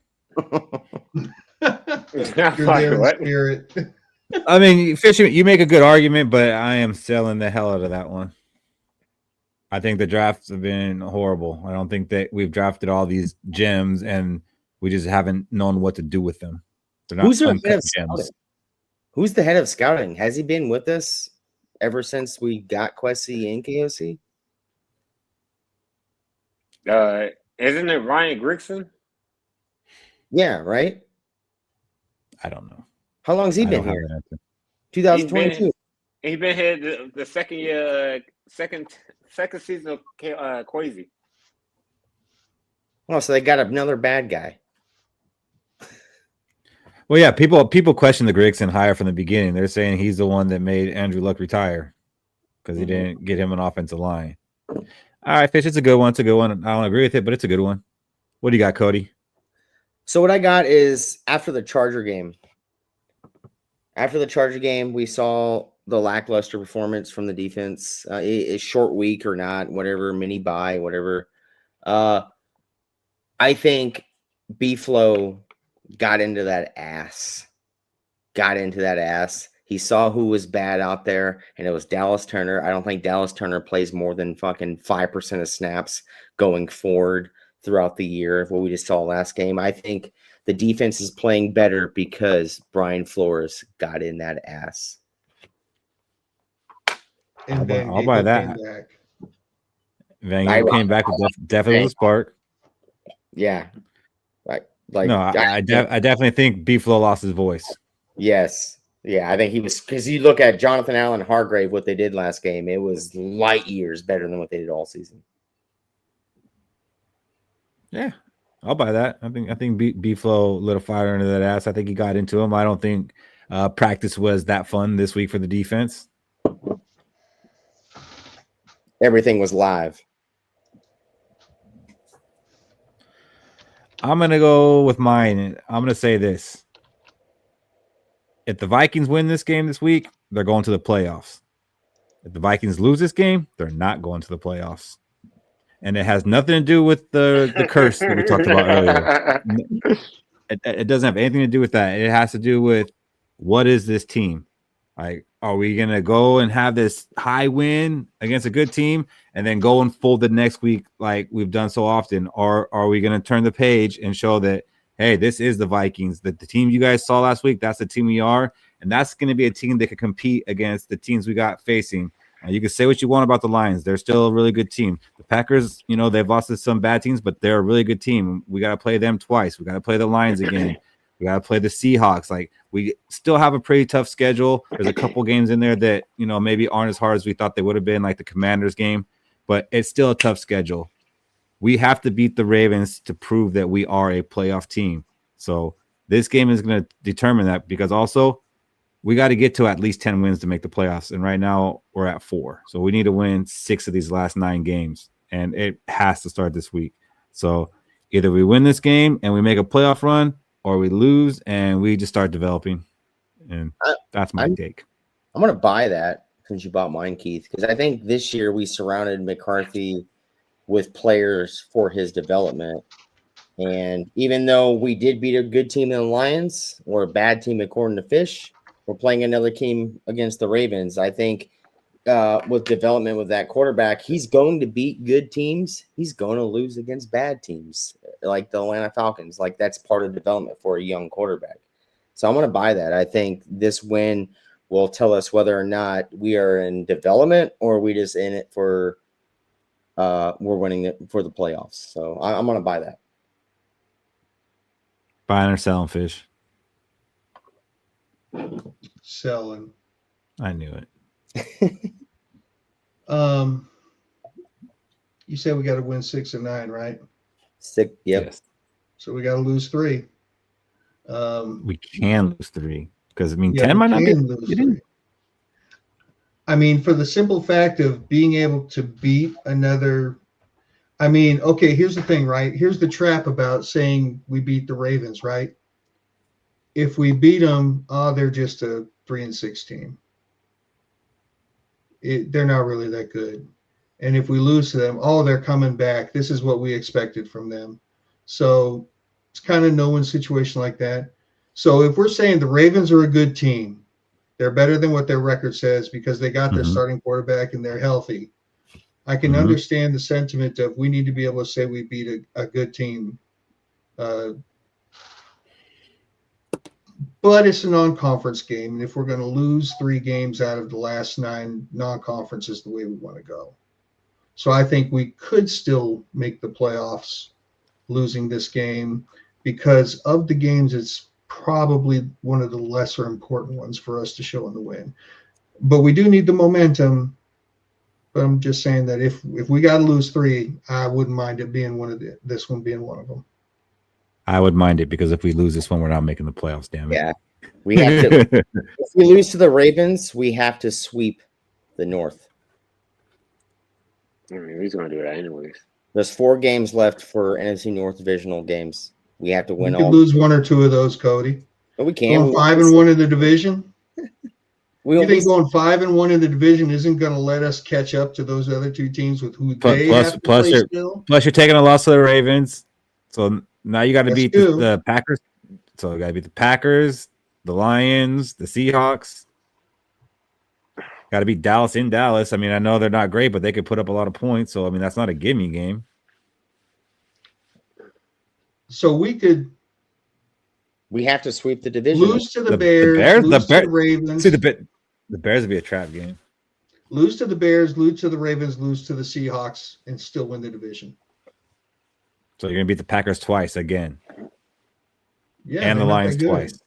They just lost Okay. Kraft. They're not looking that great. Okay, man. I mean, I love your confidence in that. I don't share it, but I love it. And you know, you are my strength. You are my rock. Thank you. I move every once in a while, but I mean, I would not like to go 0-2 over the next 2 weeks by any stretch of the imagination. But I'm just saying. All right, Shaq, what's yours? Mine is the Minnesota Vikings will probably be going towards, I'll say, we could finish in the power rankings of a top 3 team because we still didn't see the full potential of this team. I feel like, you know, our pass rush is just starting to get better. You know, Jonathan Allen, Javon Hargraves finding their groove for the interior pass rush. Andrew Van Ginkel's finally back from that injury. Grenard has been getting there. He just hasn't been getting his sacks. So once it all starts to click, I'm pretty sure our defense will be top 2, top 3. And then our offense go to the same thing, the trenches. Hopefully, if Ryan Kelly is cleared to play and he wants to play, we finally have our starting 5 offensive linemen healthy. JJ McCarthy is healthy again. He gets to play with that O-line he had during practice and preseason. So, you know, I feel like we still didn't even see the best of the Vikings yet. And I feel like it's going to be real scary once we get our full Vikings team back. And I feel like we will beat the Ravens and we'll go to the NFC Championship game and lose to the Seahawks. Why you do that? Why did you have to do that? When you said Skol Seahawks, you meant that shit. So the overall the hot take was that we're gonna finish top 3 in the power rankings. Overall, yeah, both offensively and defensively, like rankings wise. I don't think they put us there. Not power rankings. You're talking about actual. Oh, okay. Actual offensive rankings and actual defensive rankings. Top 3. Let's go ahead and say that one again for the cut, Shaq. See, why'd you do that? The Minnesota Vikings, once they get fully healthy, and we see what that pass rush could do with Andrew Van Ginkel healthy, Jonathan Allen, and Javon Hargrave getting into the groove, get that pass rush interior and edges, and then we go to the offensive trenches. Ryan Kelly comes back from the concussion. If he's cleared to play, our trenches is healthy fully. This team would be a top 3 defensive team and top 3 offensive team. Whoa. And that's a Super Bowl. We'll beat the Ravens. I mean, it's an NFC Championship loss to the Seattle freaking Seahawks, apparently to Shaq. But I mean, I like it, but because like right now, I didn't pull up the rankings, but we're like 18th and 20th or something like that. So it'd be a heck of a turnaround. We'd have to play like we play against the Lions every game. 9 games left. 9-0, baby.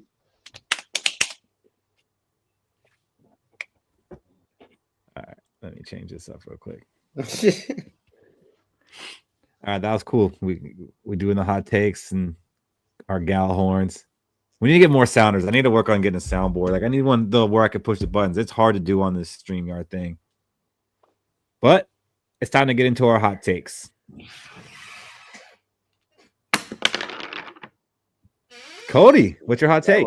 My hot take is that the Minnesota Vikings win 9 games. Kwesi Adolfo-Mensah gets fired.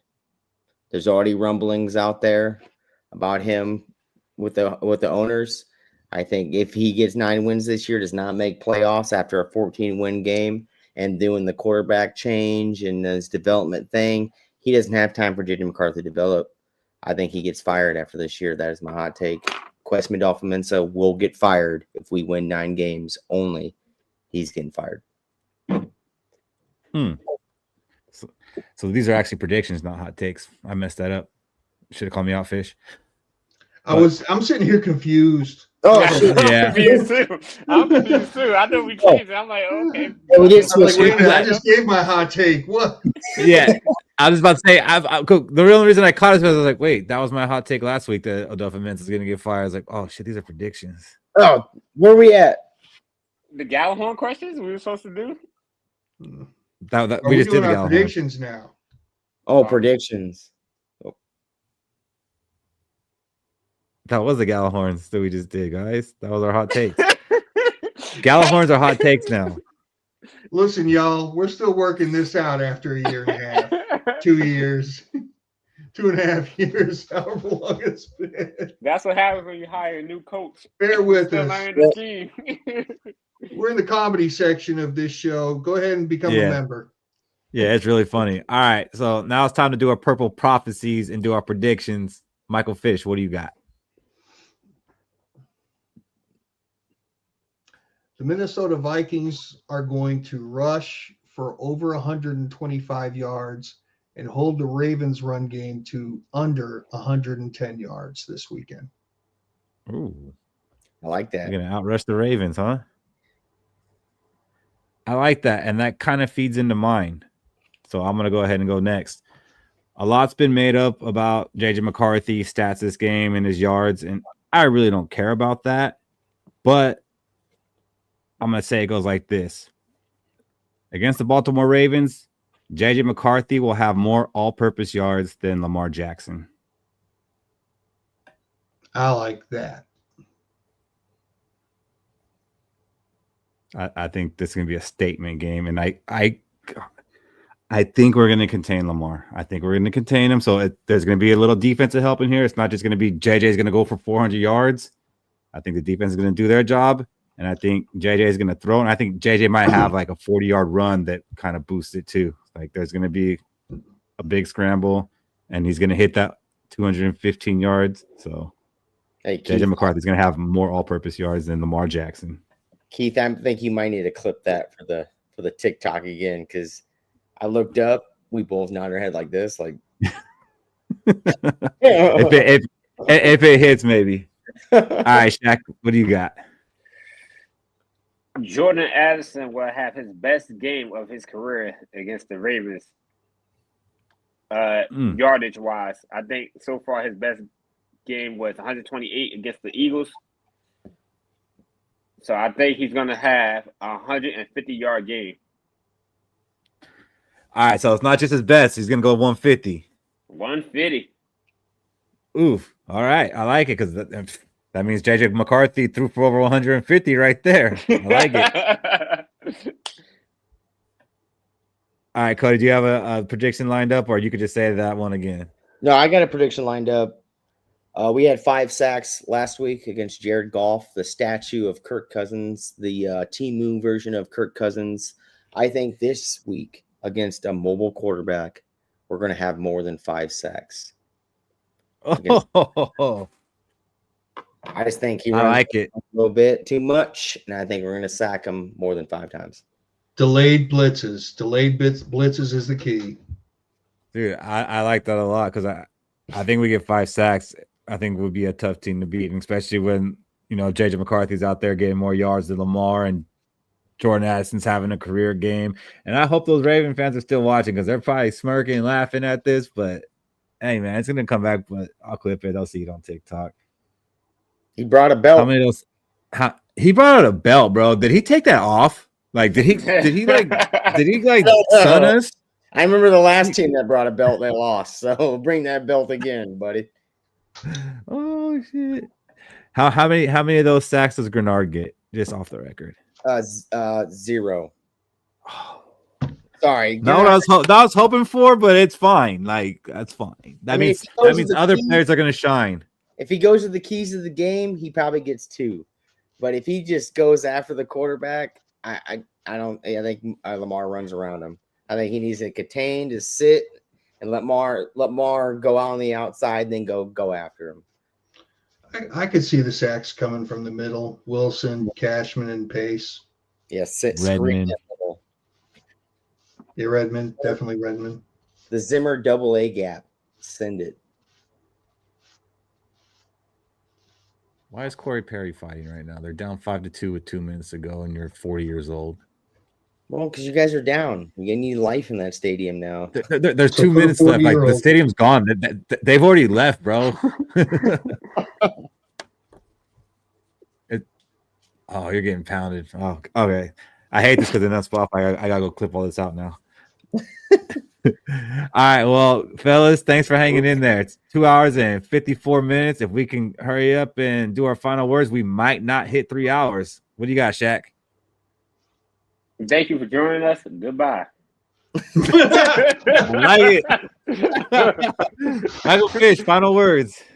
For Vikings fans, by Vikings fans, deuces. Cody, final words. Hey, we on a Thursday. Tomorrow's Friday. Be good or be good at it. Let's go. Let's go. All right, we will be live immediately following the Baltimore Ravens game. Win or lose, we'll be here for aftercare. We'll give you your therapy, or we will celebrate together. After that, we'll be live next Friday, which I made the banner and did not post at all during this whole damn show. But next week, the show will be on Friday. So we'll see you guys Sunday after the game and see you next Friday. Let's Skol. Let's NFC go. Championship. 9-0.